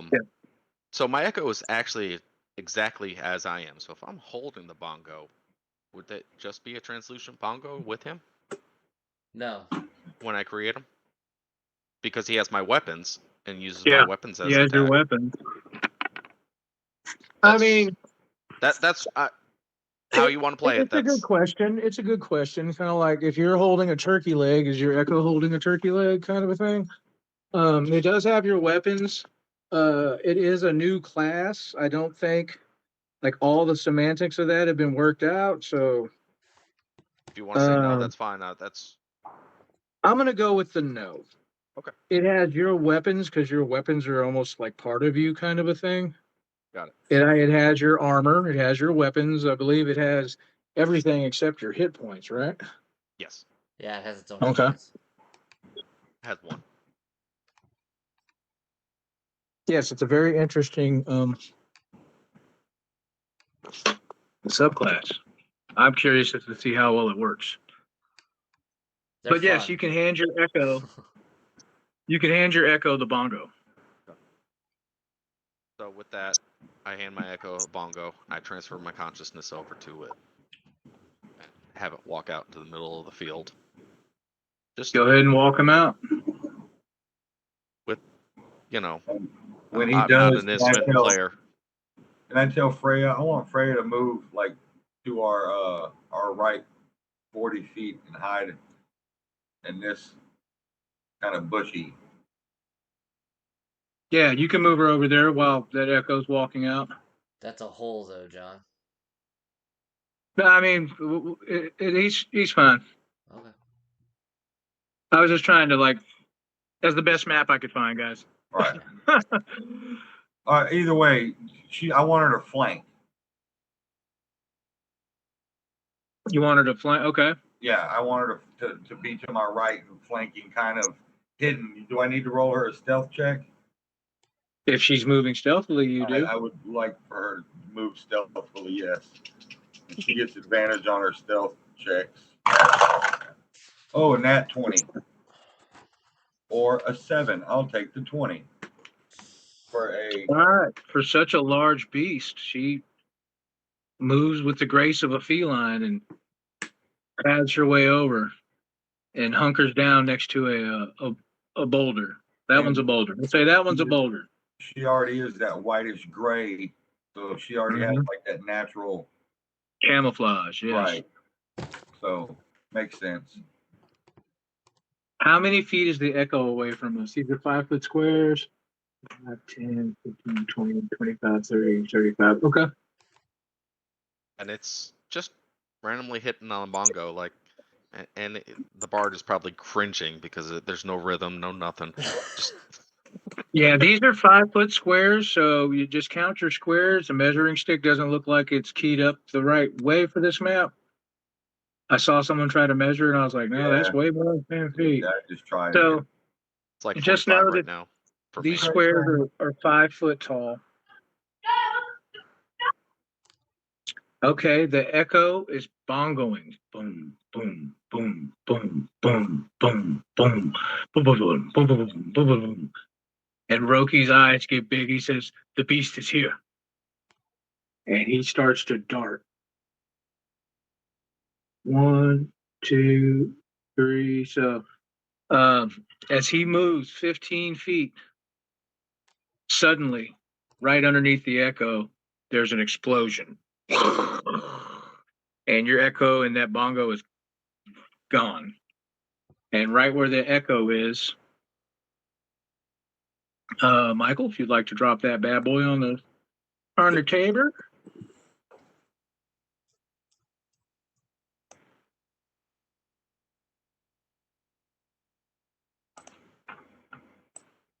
Oh my gosh. That's about accurate, right? How many squares is huge? Oh, huge. That would Huge be 15 by 15, I believe. Okay, 8 by so it's 3. almost accurate. It needs Okay. a little bigger. Well, that's 15 by Is 15 it? right Okay, there. that's perfect right there. Yeah, when you All right. resize things, it'll actually tell you how many feet it is. So All right, this beast bursts through the ground, vanishing Eric's echo because it only has 1 hit point. Everybody roll initiative. Oh, I get advantage on that. Yep. So does Michael, and so does Roki, I believe. 16 plus 20. 5, 21 for Ivan. 23 for Idric. Okay. Eric is first so far. Oh, wrong Yeah. sheet. Here we go. 18 for Wolfgar. Hold on, let me roll for the creature. 17. Okay, who had the 18? Wolfgar. Wolfgar. John, you had what? A 21. Okay, you're after Eric. So it goes Eric, Ivan, Wolfgar. Michael, what'd you roll? Even with advantage, I only got a 12. Okay. Rimoraz. What's his initiative? Then Roki. Then Soul. Okay, I need somebody to roll a d4 for me. I got you. Okay. Oh, that'd be a 4. Okay.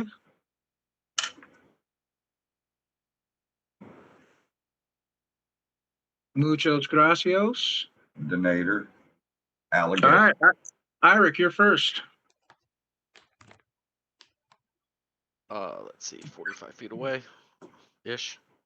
I will. 5, 10, 15, 20, 25, 30, 35, 40. Yeah, about 40 feet. Yep. I will actually pull my crossbow and shot.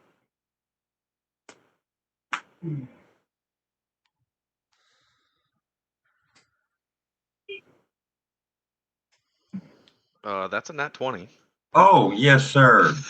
Ding him out, baby. So for 27.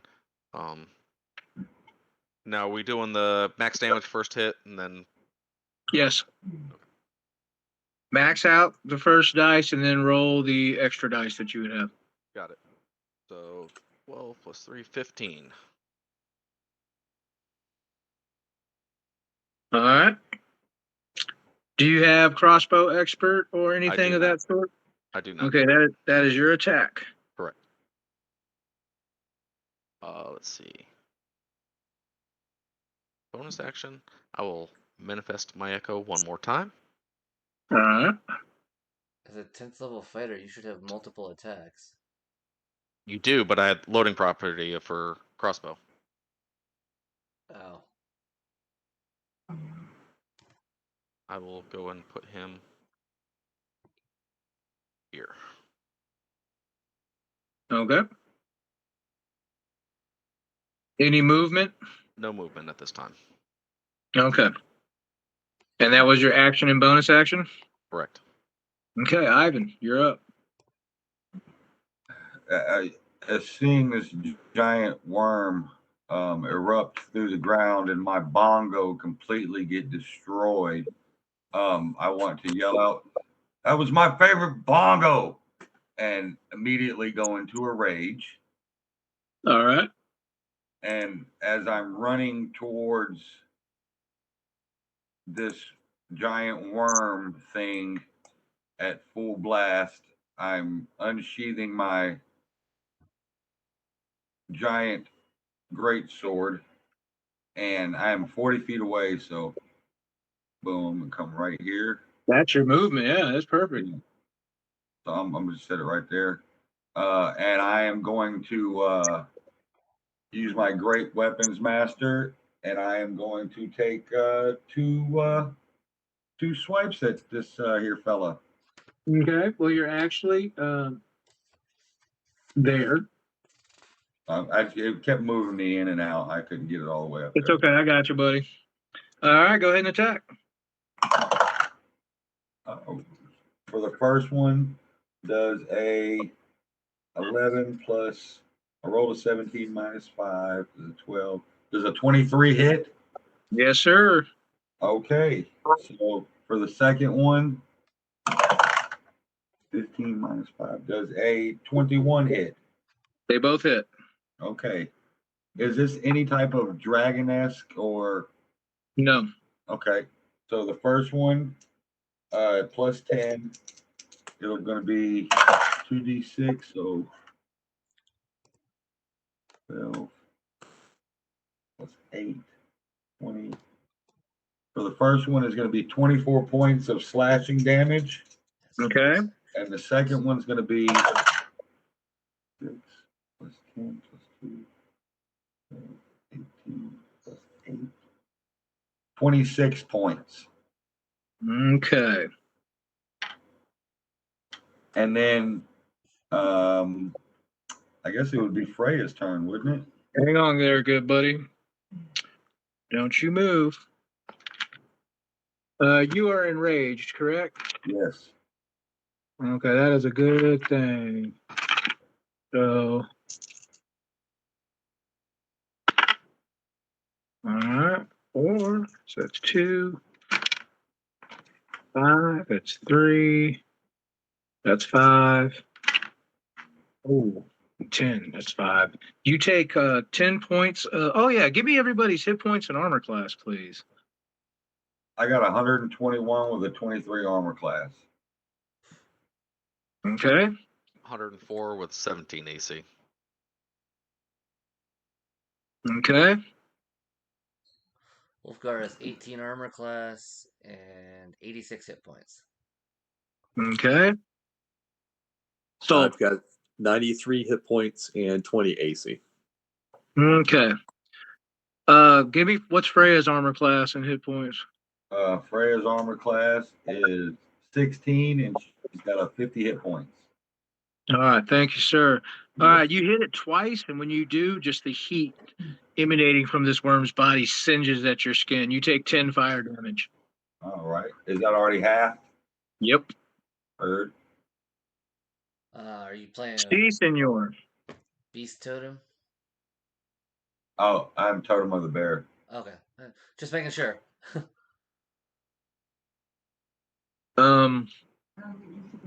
Freya doing anything, John? Yeah, she's exactly 40 feet from it also.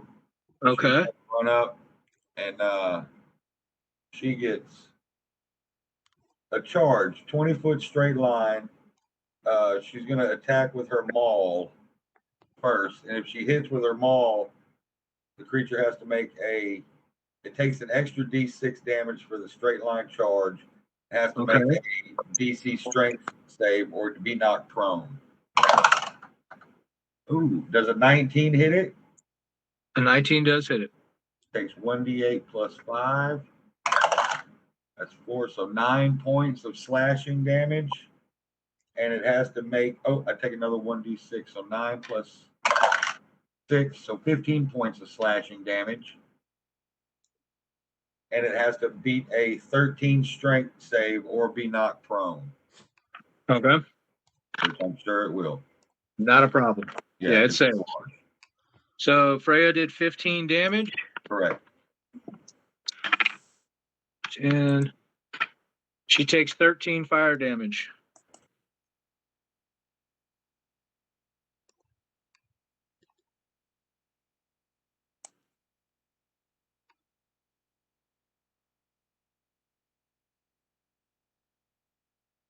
Okay. That's Ivan's turn. Movement, action, bonus action to rage. Wolfgar, you are up. Yeah, I'm trying to find one of my spells. I'm trying to summon model, so what the fuck?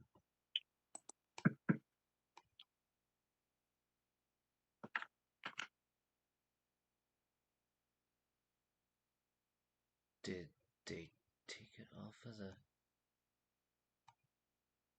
Oh, that's right, it's a bard spell, not a warlock spell. Duh.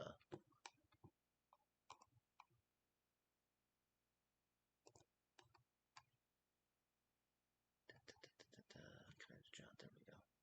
Okay, that's also a bonus action.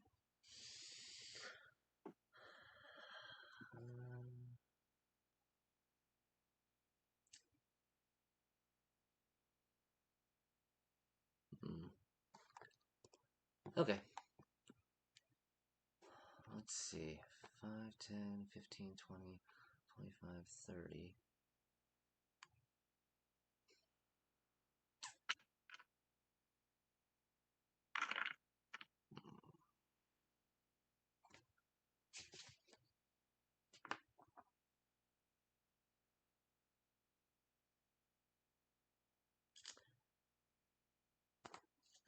Yeah. So I'm going to start moving towards it. As a bonus action, I will use my Hexblade's Curse to curse it.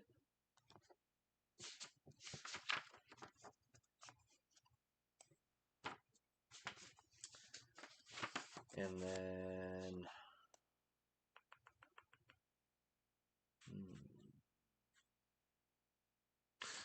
Thunderstep's the one I was looking for. That's right.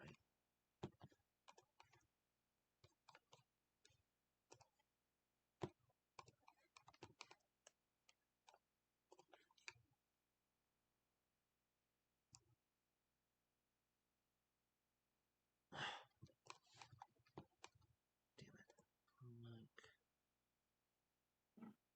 Third level. Thunderstep. There we go. Is there a save for that curse, or is it just like Hunter's Mark or something like that? It's just I just curse him. It Okay. gives me extra damage and stuff like that.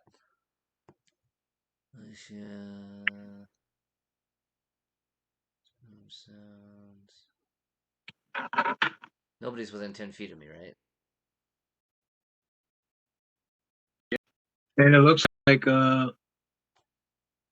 no, Irix Echo is just outside of 10 feet of you.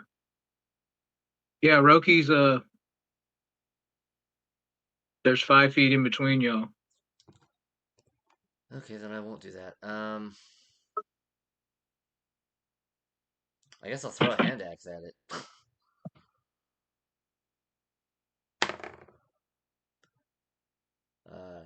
I assume a dirty 20 hits. Yeah, dirty 20 hits.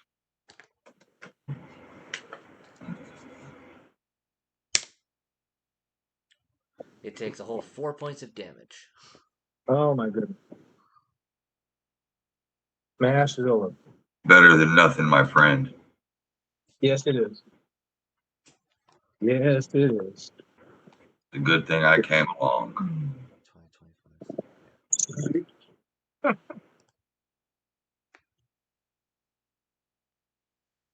Okay. I believe it's the Warrior's turn.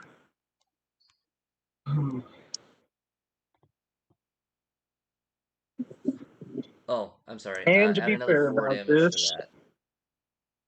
what's that? Add another 4 damage. Sorry. Because it's cursed. Ah, yeah, yep. That's probably the thing to remember when y'all do stuff like that. Yeah. That's 8. He gets 8 points. Yeah. Okay, so John, I'm gonna let you roll it since it's you and your kitty cat that are right there. Roll me a d4. Shit. That'd be a 1. All right, it is going to lunge at you, sir. Come with it. Armor class is 23. Okay. Ooh, that's a 29. Barely. So this thing comes snapping down on top of you, and it does. Holy moly!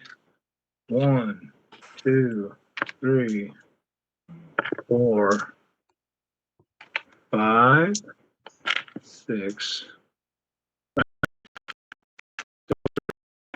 Damage. It's going to do.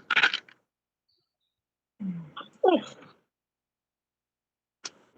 you're so lucky that gets cut in half. Talk to me, Goose. 10. 7 and 8. That's 25. 27.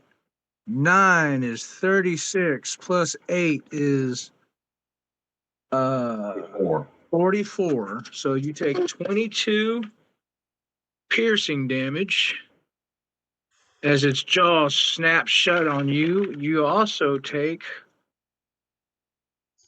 3d6 fire damage. 7. Oh, 13 fire damage. So that cut in half is 6. So all in all, you take Oh man. 28 damage, and you are grappled by this creature. Also restrained.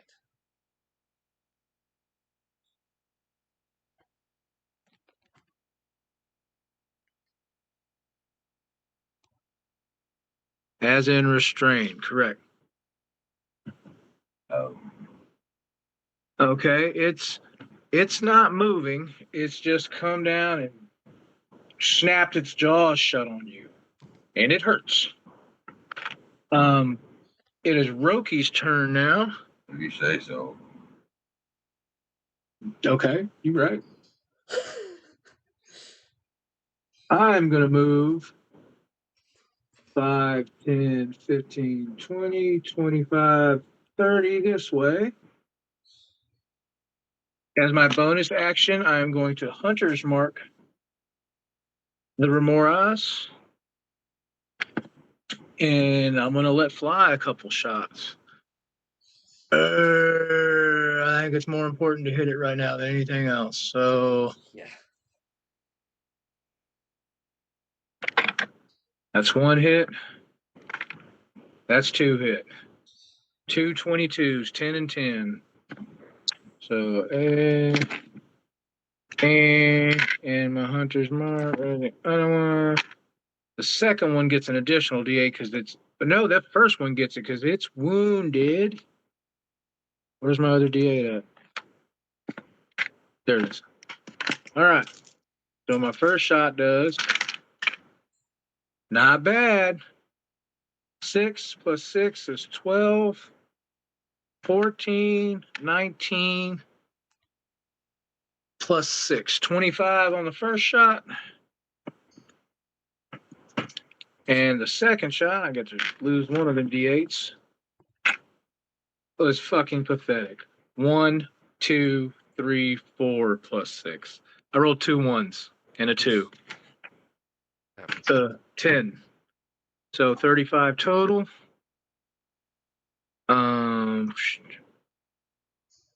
6, 3 from 19, 16. All right, that's Roki's turn. It is now. Where did my initiative order at? Soul the Seeker. All right. All right. I will at 4th level, I'll cast banishment on the creature. Okay. That's a charisma saving throw. What's your DC? 20. Wow. All right. It's banished. All right. So it goes back to whatever, I guess, plane. So that's now you're not restrained anymore. Now, right, John? I would hope not. Yeah. So that gets him out of that restraint. Drop me. I'm no longer grappled either. Yeah. Right. I will also run 30 feet forward.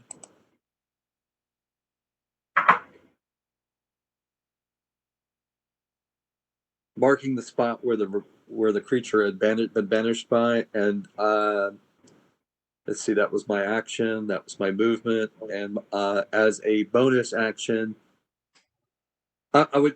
So we're still considered in combat, even though it's been banished, right? Yes. I believe that's how that works, right? Yeah. Okay. Because it's back. It's back in a minute, correct? Right. Exactly. Right. Okay. So I gotta have to take that in consideration. Or until Soul is. Oh man. Okay. I think that's pretty. So I got them out. I got him out of that.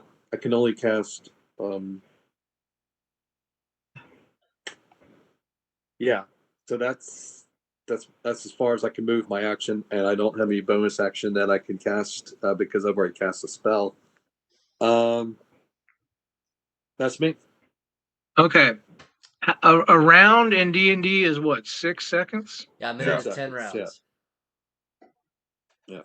Okay. So that now that we know where it's going to reemerge, we can plan on, we can plan on setting up for it. So we've got a minute. I One, yelled to the group, it will be back right there within 60 seconds. Now 58, One, 57, 56. 3, 4, 5, and 6. Actually, it's going to be 4. Roll me a D4, somebody. I got it. All right. 4. 1, 2, 3, and 4. Okay, Michael, give me Yeah. another Remoras, please. Okay. Where would you like it placed? I want it right there next to Wolfgar. Oh, great. Sorry, if you buddy. click on the icon there, Mike, you can Not it. hide the one that's banished.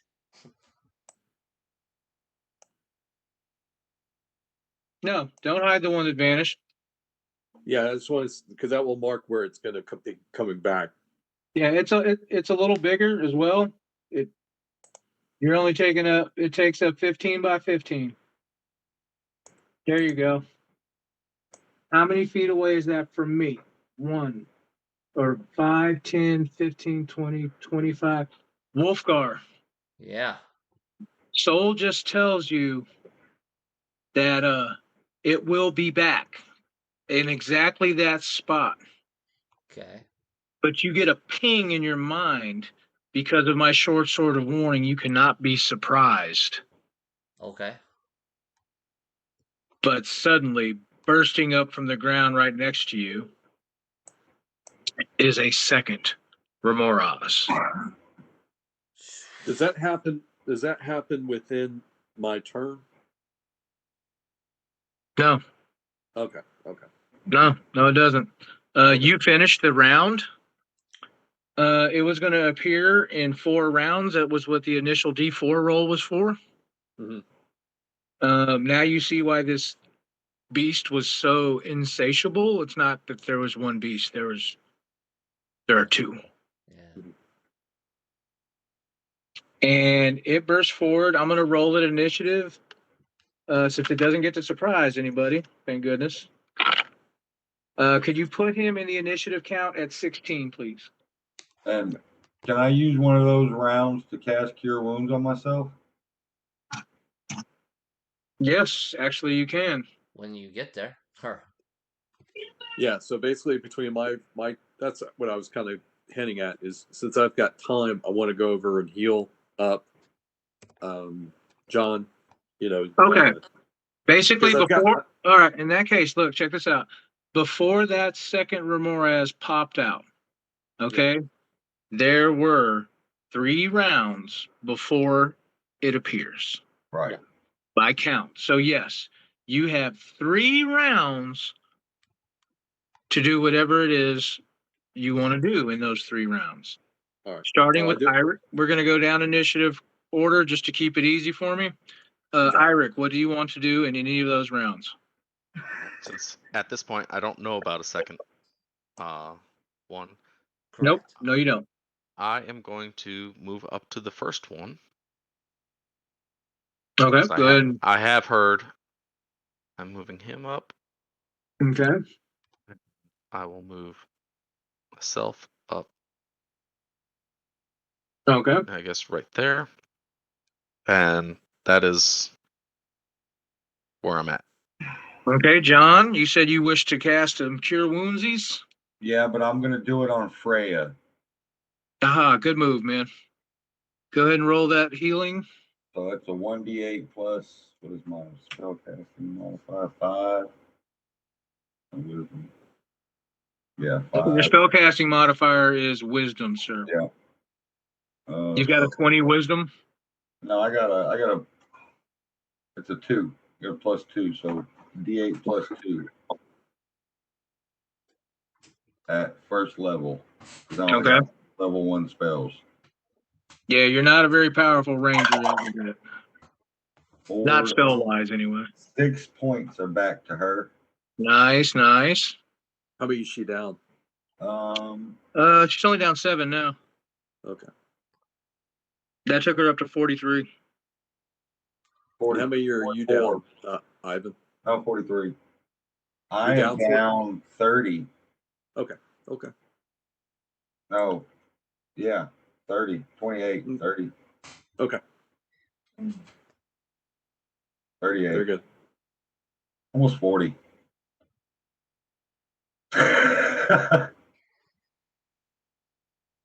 All right. Anyone else want to?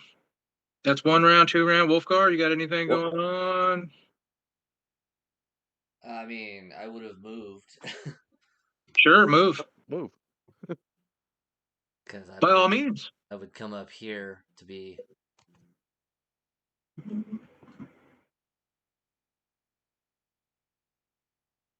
Elric, There. Eric, you haven't been harmed yet, right? Nope. Okay. Okay. Roki's staying put where he's at. That does mean, however, when that creature does appear, it's not going to appear in the same spot it appeared in. Yeah. Soul, anything Yeah. you'd like to do with your rounds in here? Yeah, I'll move up here. I'm going to cast Channel of Divinity to give 7 points to Freya, Okay. 30 points back, or how many were you down, Ivan? Oh shit. I think you said 30. He was at 80. He was at 83 out of 124. At 121. So All right. 38. Or 121. All right. Well, whatever. So 50. So 43 points it's back. Okay, he's it's actually to take him back to full. It would only be 38 points. Okay, 38 points. That means I've got 5 left that I will. Anyone else hurt? Not yet. Not yet. Okay, well, that's my Channel of Divinity, and as a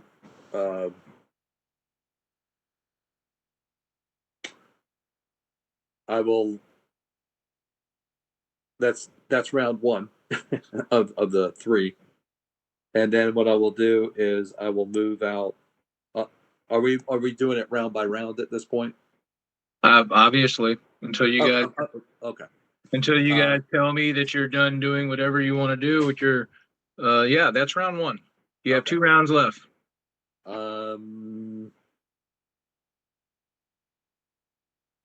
Well, okay. Well, that's the end of my turn then, and then I guess we're going to the second rounds, right? Crap. Also, you just I'm made just me gonna wish I spend- had I'm just my gonna next stand turns there. first because I'm going to spend my when it next 2 rounds turns, foaming that'll at be the gone. mouth.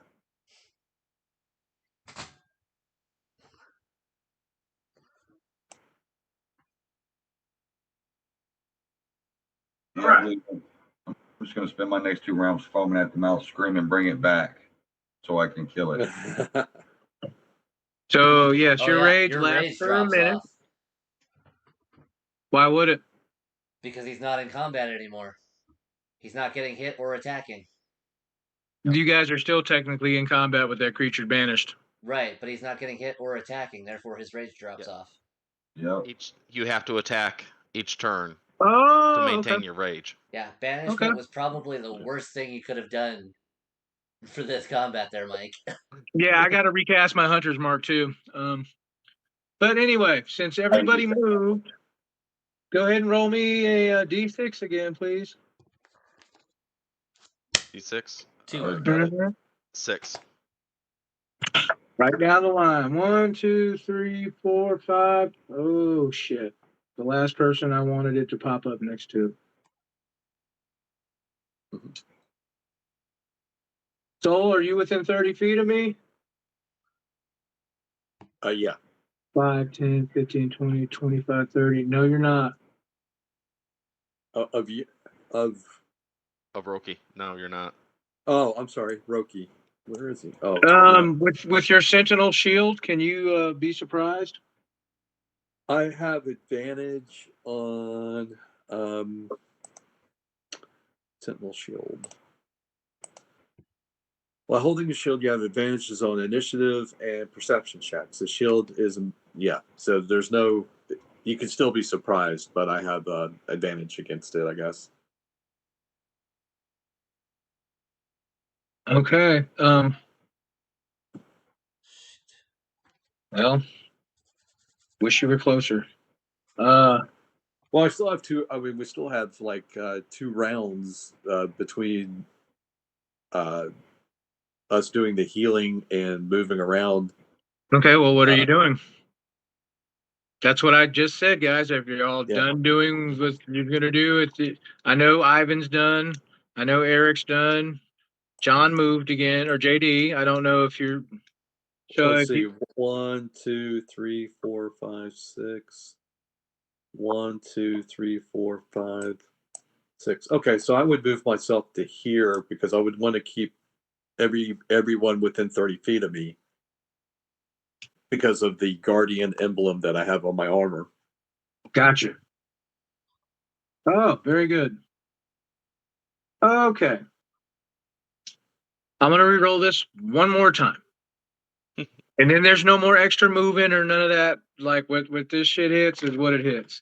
Right. So starting from top to bottom and moving left to right. 1, 2, 3, 4, 5, 6. I guess I roll a D8 and then re-roll the 1. 1, 2, 3, 4, 5. Mike, I'm Still sorry. next to Soul. Yeah. Yeah, that's all right. I attract. I'm an attractor. You are not surprised, but you're staring at where the creature was banished. Mhm. And Roki yells out to you, and you also hear this ping, there too! Right as the ground erupts next to you, and a second Ramoras pops up. All right. All right, now we're starting the top of the 5th round. Correct. Top of the 5th. Yeah. And the I'm second, gonna to keep this easy. I'm gonna just keep the Ramoras one turn and then the other one's turn because I believe that's close anyway. Wolfgar rolled what at 17 for initiative? Yeah. And then I had 16 I had and 16 18, for so but that yeah. doesn't change. So nothing changes. You guys are circling an empty hole with a banished creature that's banished for 5 rounds. And a second Remora has just burst through the ground next to Michael, next to Soul. It is top of round 5. Or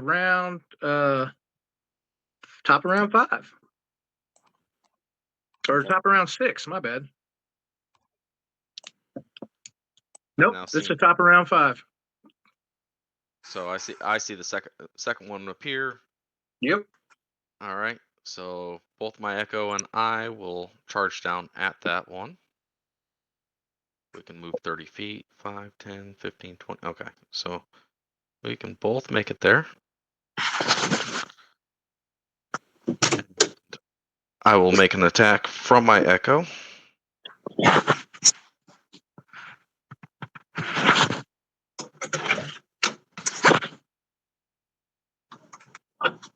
First attack from Echo would be a 26 to hit.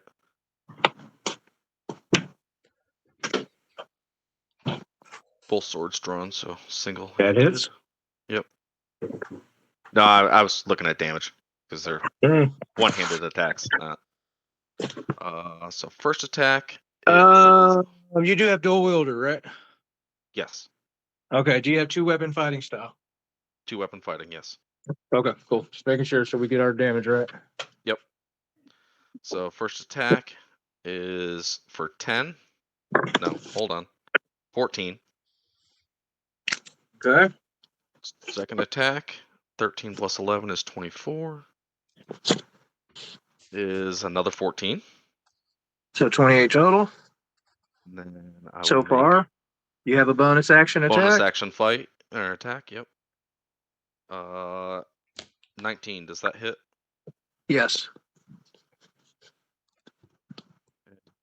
That's only going to be for 9. So a total of 37. Yep. Gotcha. Thank you. 52, 252. Ivan. Did he get burned? Yes, he did. So he. I'm doesn't get- sorry. I completely. Way to be fair. Way to be fair. I mean, Okay, so 3d6 per each strike. he's got 1 hit point. It doesn't matter. But it was the The echo. echo? Yeah. Oh, one of them was from the echo? They all were from the echo. Oh. Well, that's not the case. Okay. Because after the first strike, your echo's gone. Okay. That's fine. So the other 2 strikes are from you. Okay. The same stats. You take 8 fire damage.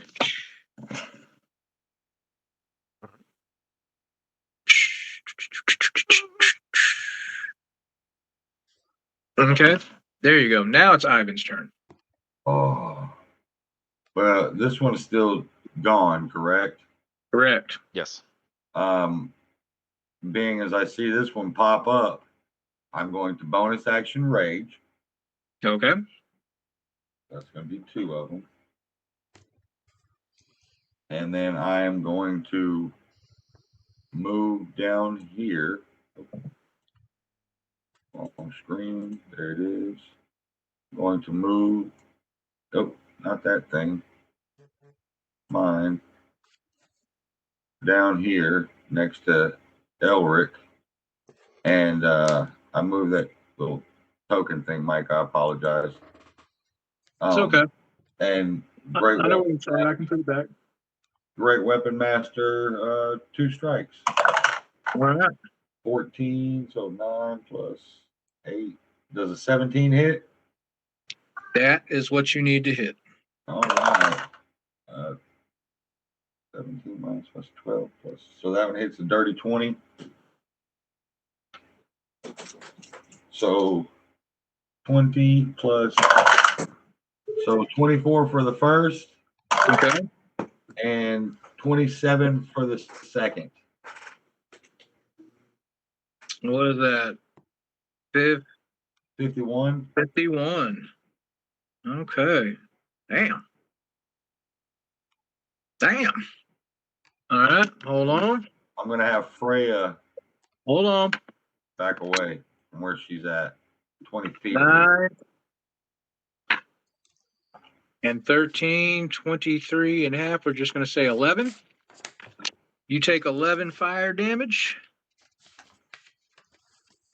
It is, you command Freya to back away, so give her movement wherever she's going. I did. She's already moved? Yes, sir.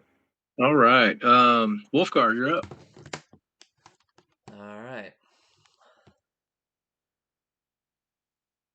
5, 10, 15, 20, 25, 30. Puts me right here.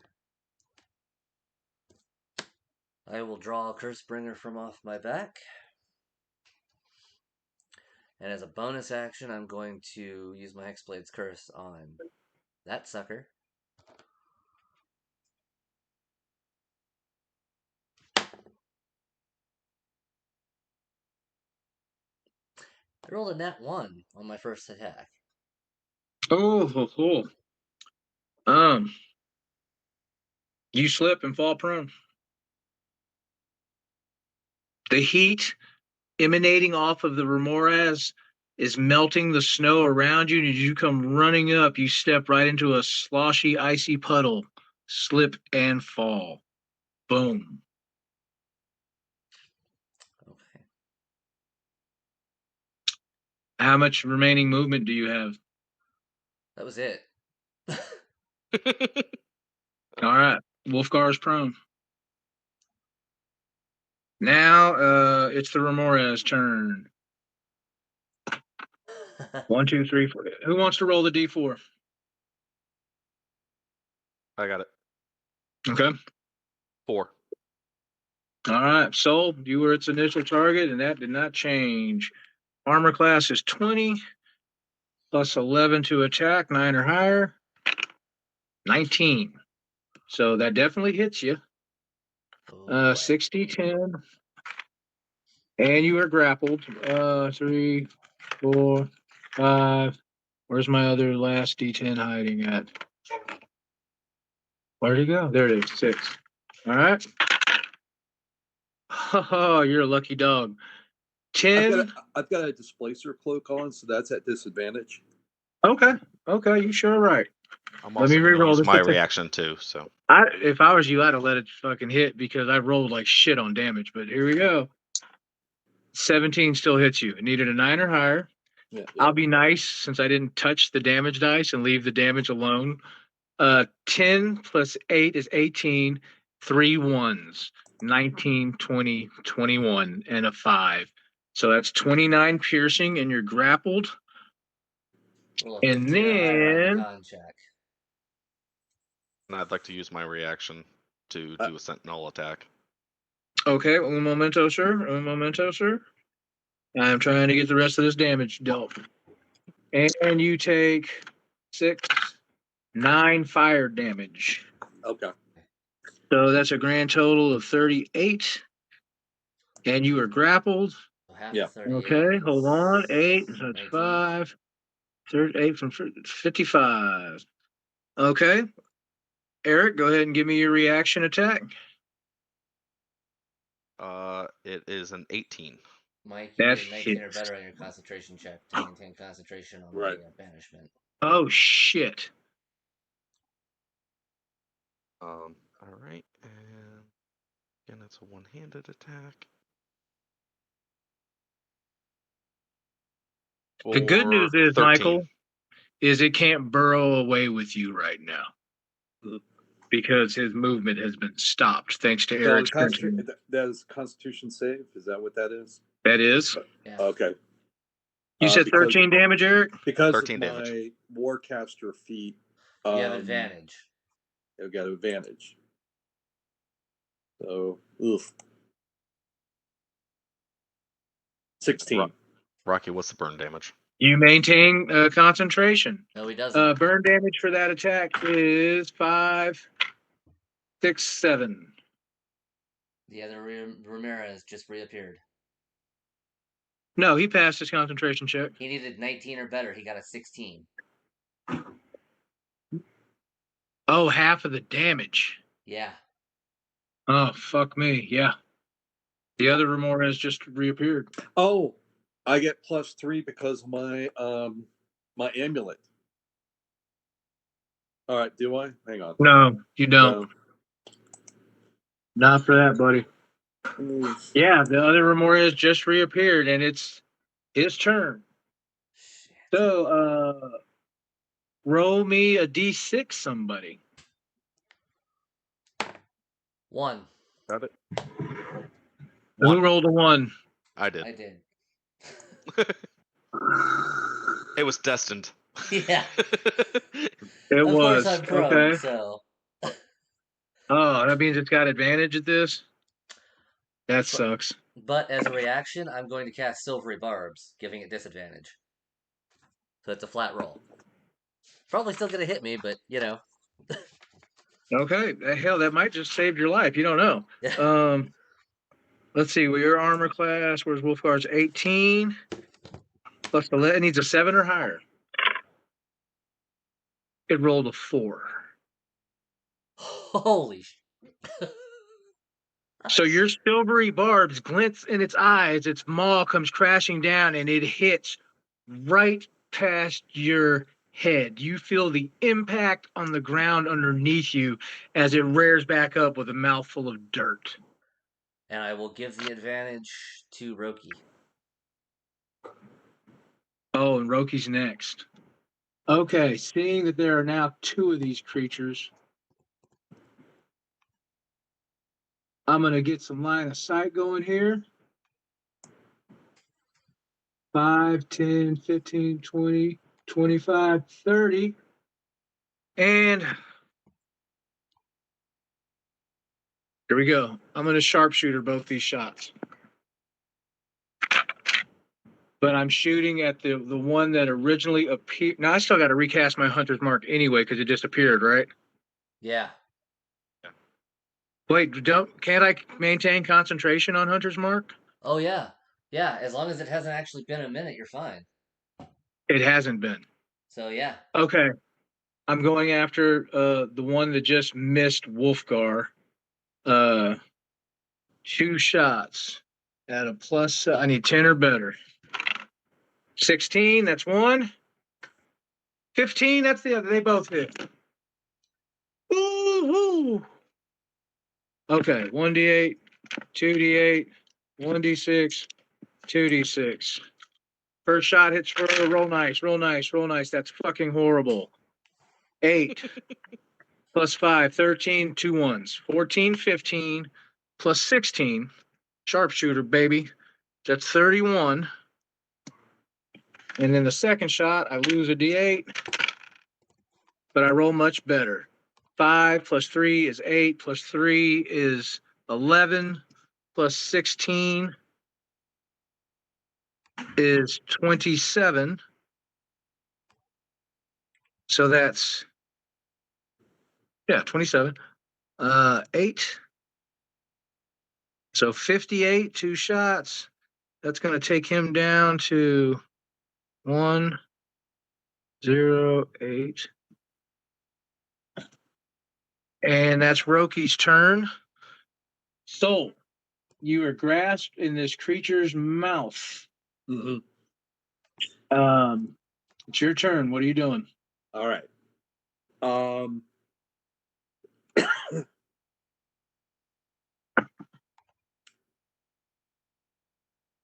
will.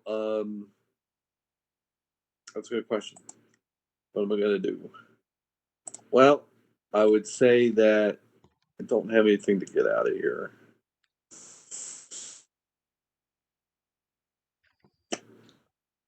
I will cast freedom of movement on myself at 4th level. Okay. And as a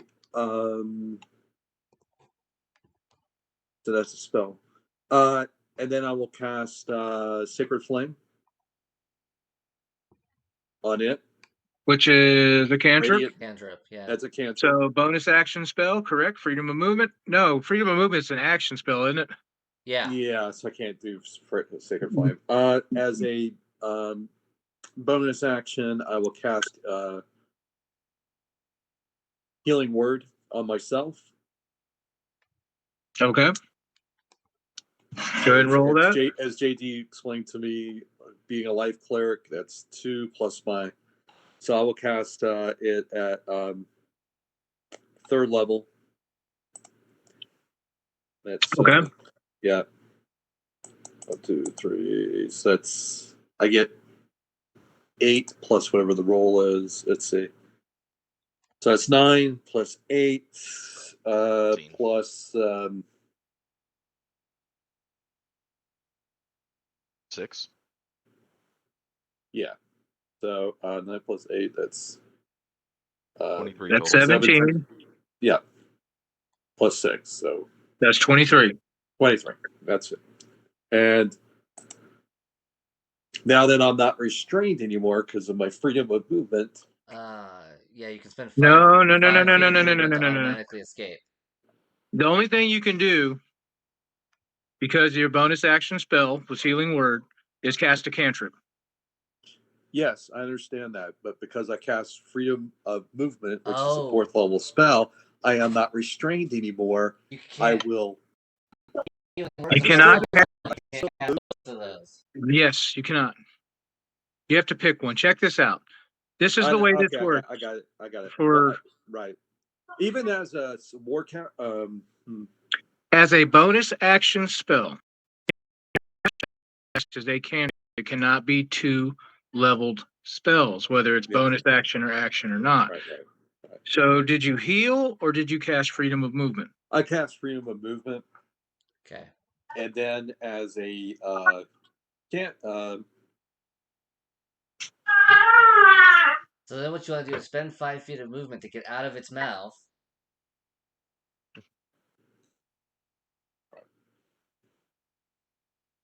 Yeah, you can cast cantrip itself. No, healing. No, Cast it's a it, just level. can't upload. It's no. Yeah, the freedom of movement's a spell. It gets me out of the restrained, and then out 30 feet. I know that initiates an opportunity attack, so it's 1, 2, 3, 4, 5, 6. What's your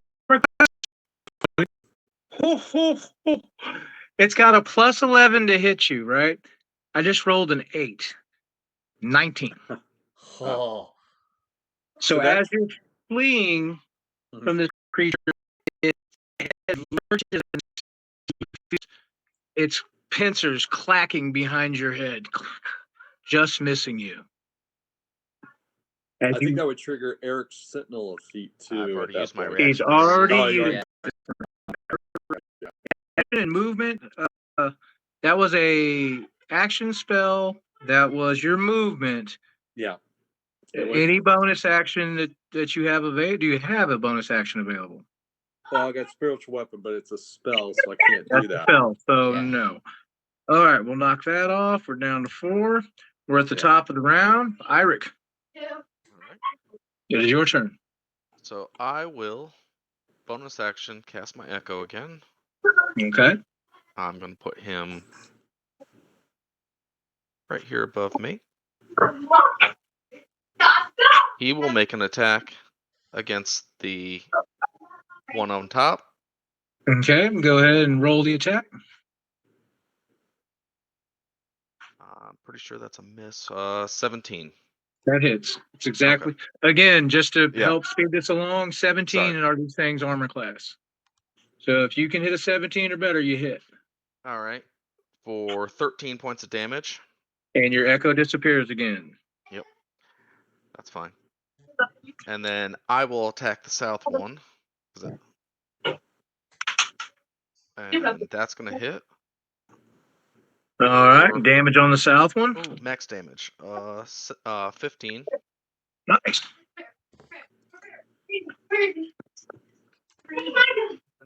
And you take 9, 10, 11, 12 points of fire damage. Got it. It's a lucky number there at 77. Okay. That's fine. And then at that point, that's action, bonus action. I'm not going to make any movement. So Okay. we are good. You are good. Ivan, it's your turn.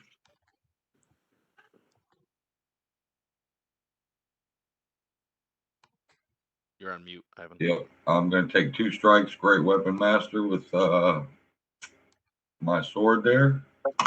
Okay. Ooh, that's a 13 plus 8. 10. 23 hits on the first. Are you And taking the 5 away for your great I weapon master? Okay. 17 minus 5 is 12. 20 hits. So both of them Yep. hit. Okay. So Go ahead and roll damage for me. first one is Wait a minute. Which one are you hitting? The one below you? Yes. Yeah. Okay, go ahead. So 10 plus 20, 30 on the first smack. Nice shot. And then 27 on the second. Damn. And then I'm going to have Freya run 20 feet straight to. Hang on. Before you have Freya do anything. All right. 13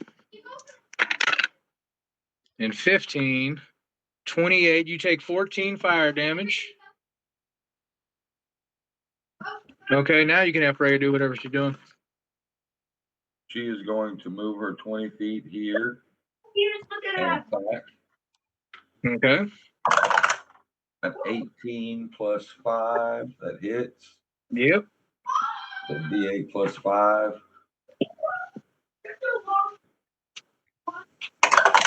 And that's 9 points of slashing damage, and it has to make a DC 13 strength check or be knocked. All right. 18 plus the Yeah. so 29. Not prone. Give me the damage from Freya. She did. Shit, what did I just say? 13 is what you said. Is that right? A D8 plus 5. That's 13. Okay. Thank you, sir. And she takes, 16 fire damage.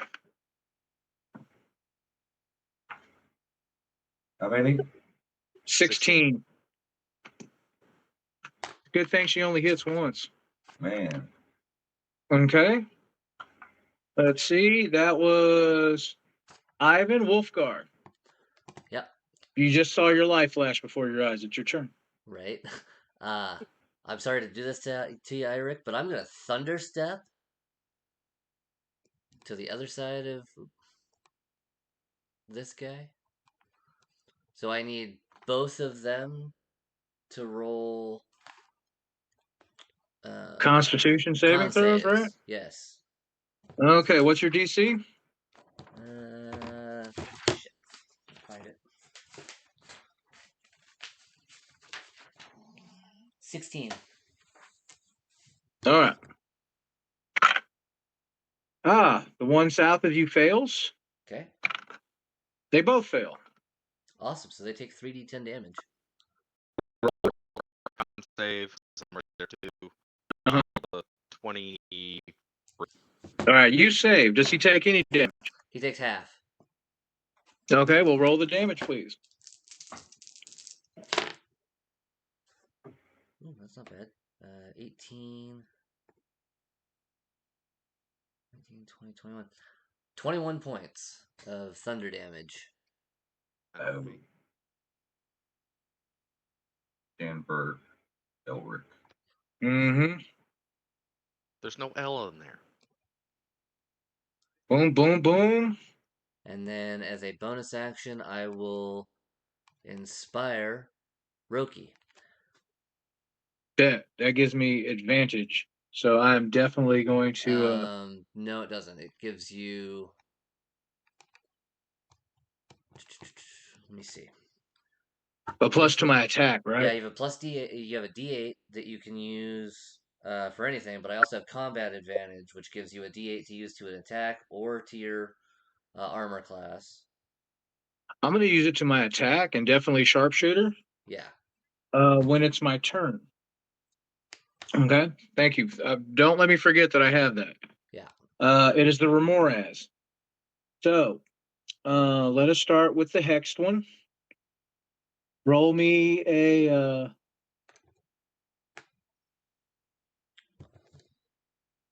D6 and cut it in half.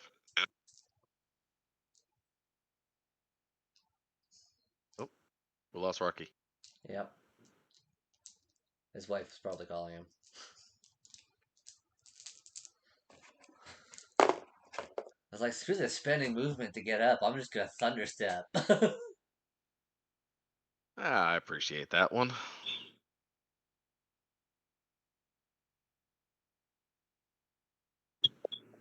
All right, roll me a d6, people. Well, I've got 10 minutes to get this wrapped. I think we can do it. 3. 3. 1, 2, 3, 4. John, the hex one turns, comes snapping down at you. And I don't think a 3 is going to hit you. Its jaws come clamping down on your shoulders and just ricochet off of your cloak and your enchanted barrier tattoo. It misses. I will sentinel attack. Okay, go ahead. Give me burn your reaction and give me the attack. And I will miss because that is a 14. Yep, that misses. Okay, the one above you can go Wolfgar or Eirik. Roll me a d4. I got it, I guess. 1. And that would be Wolfgar. Yay. I also rolled a 1. 9 plus 11 is Silvery barbs. okay.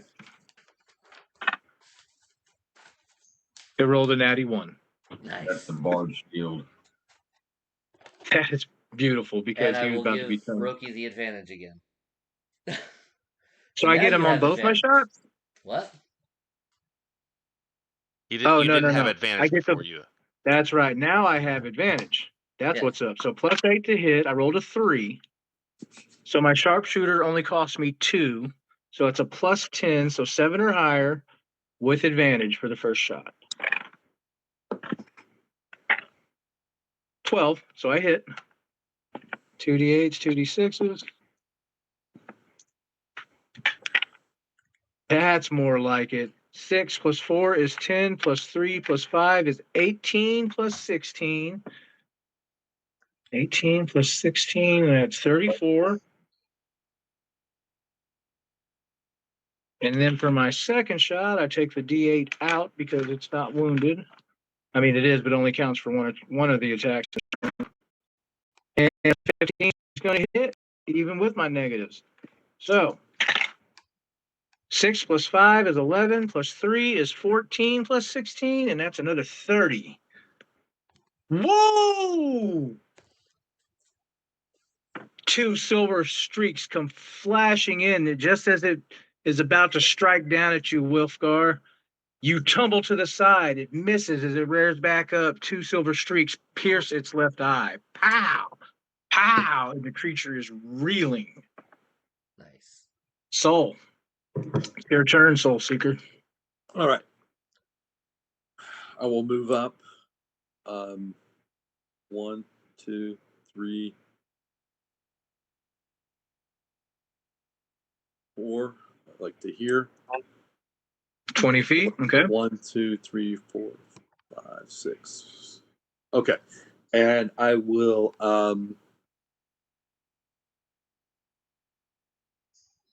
okay, let's go ahead and do this. I will flame strike at level 5, Okay. and that's a dex save of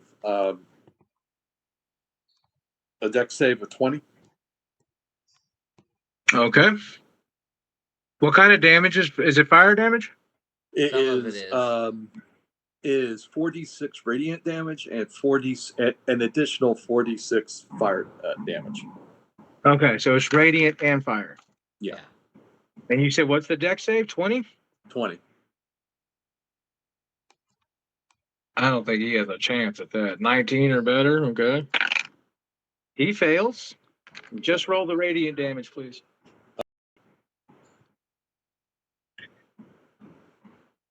15 points of radiant damage. Ooh, nice. That hurt the baby. And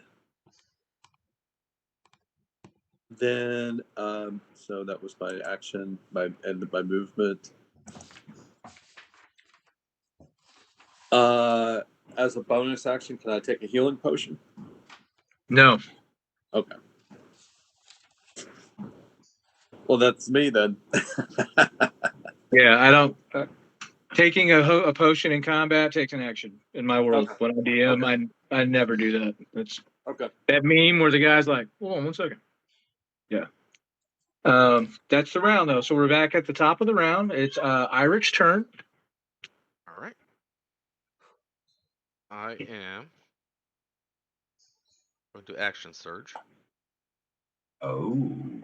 There we go. Manifest Echo. There's your bonus action. Is the manifest echo. Yep. Okay. I'm not going to put him back on the map. I'm going to attack the top one. Okay. He'll be destroyed again.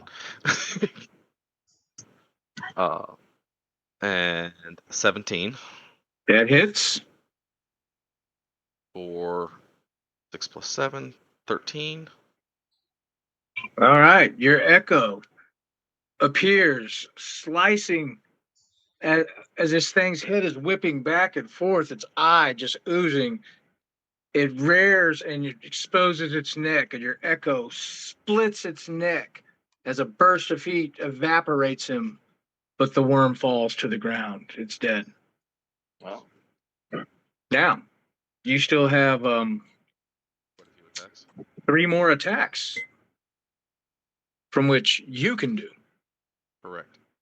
Yes. I am going to Oh, that's the part I missed. Okay. already use bonus action. Damn. Alright. All right. I will go and make first attack.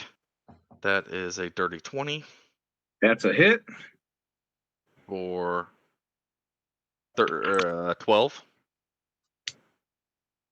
Second attack Okay. is a 19 That's a hit. for 8.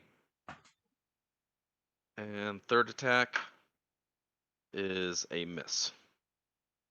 All right, so you only take 66 fire damage. 8 and 14. That's what, 22? 22. All right. You take 22 more fire damage.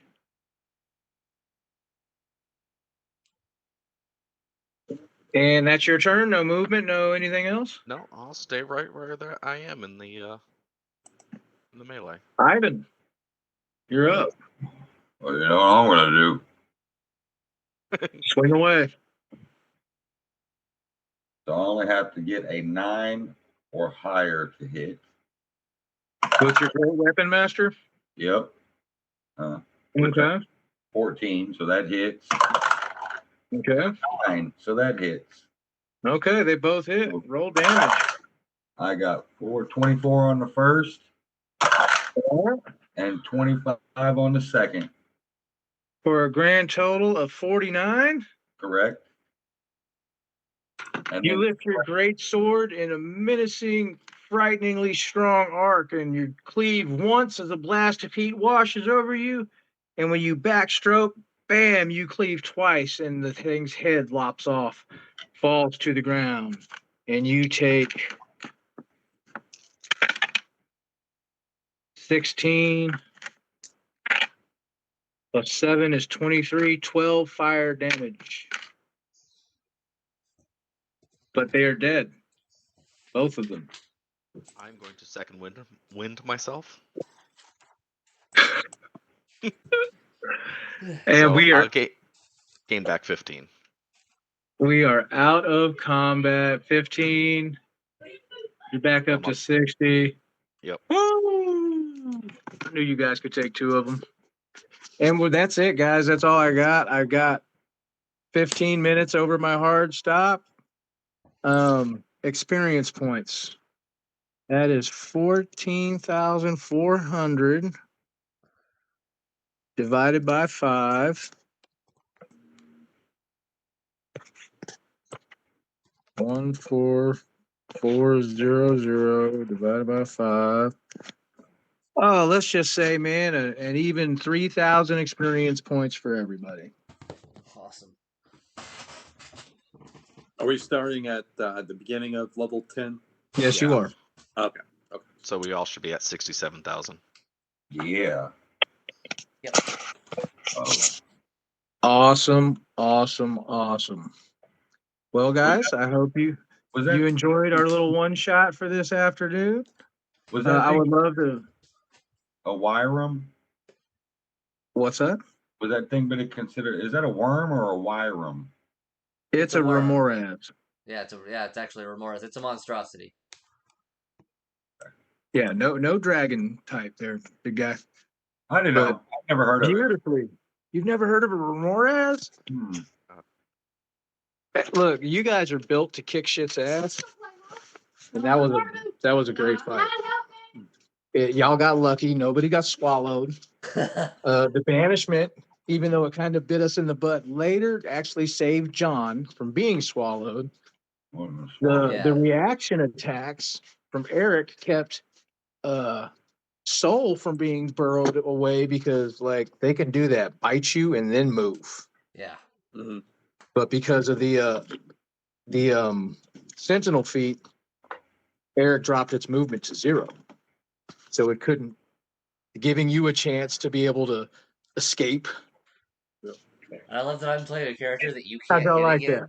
that. What's that? I love that I'm playing a character that you can't hit me again. Oh, yeah, it looks that way, doesn't it? Yeah. I returned the natty one is all that happened. You rolled the natty one and went down, and it rolled the natty one too. Funny how the dice work.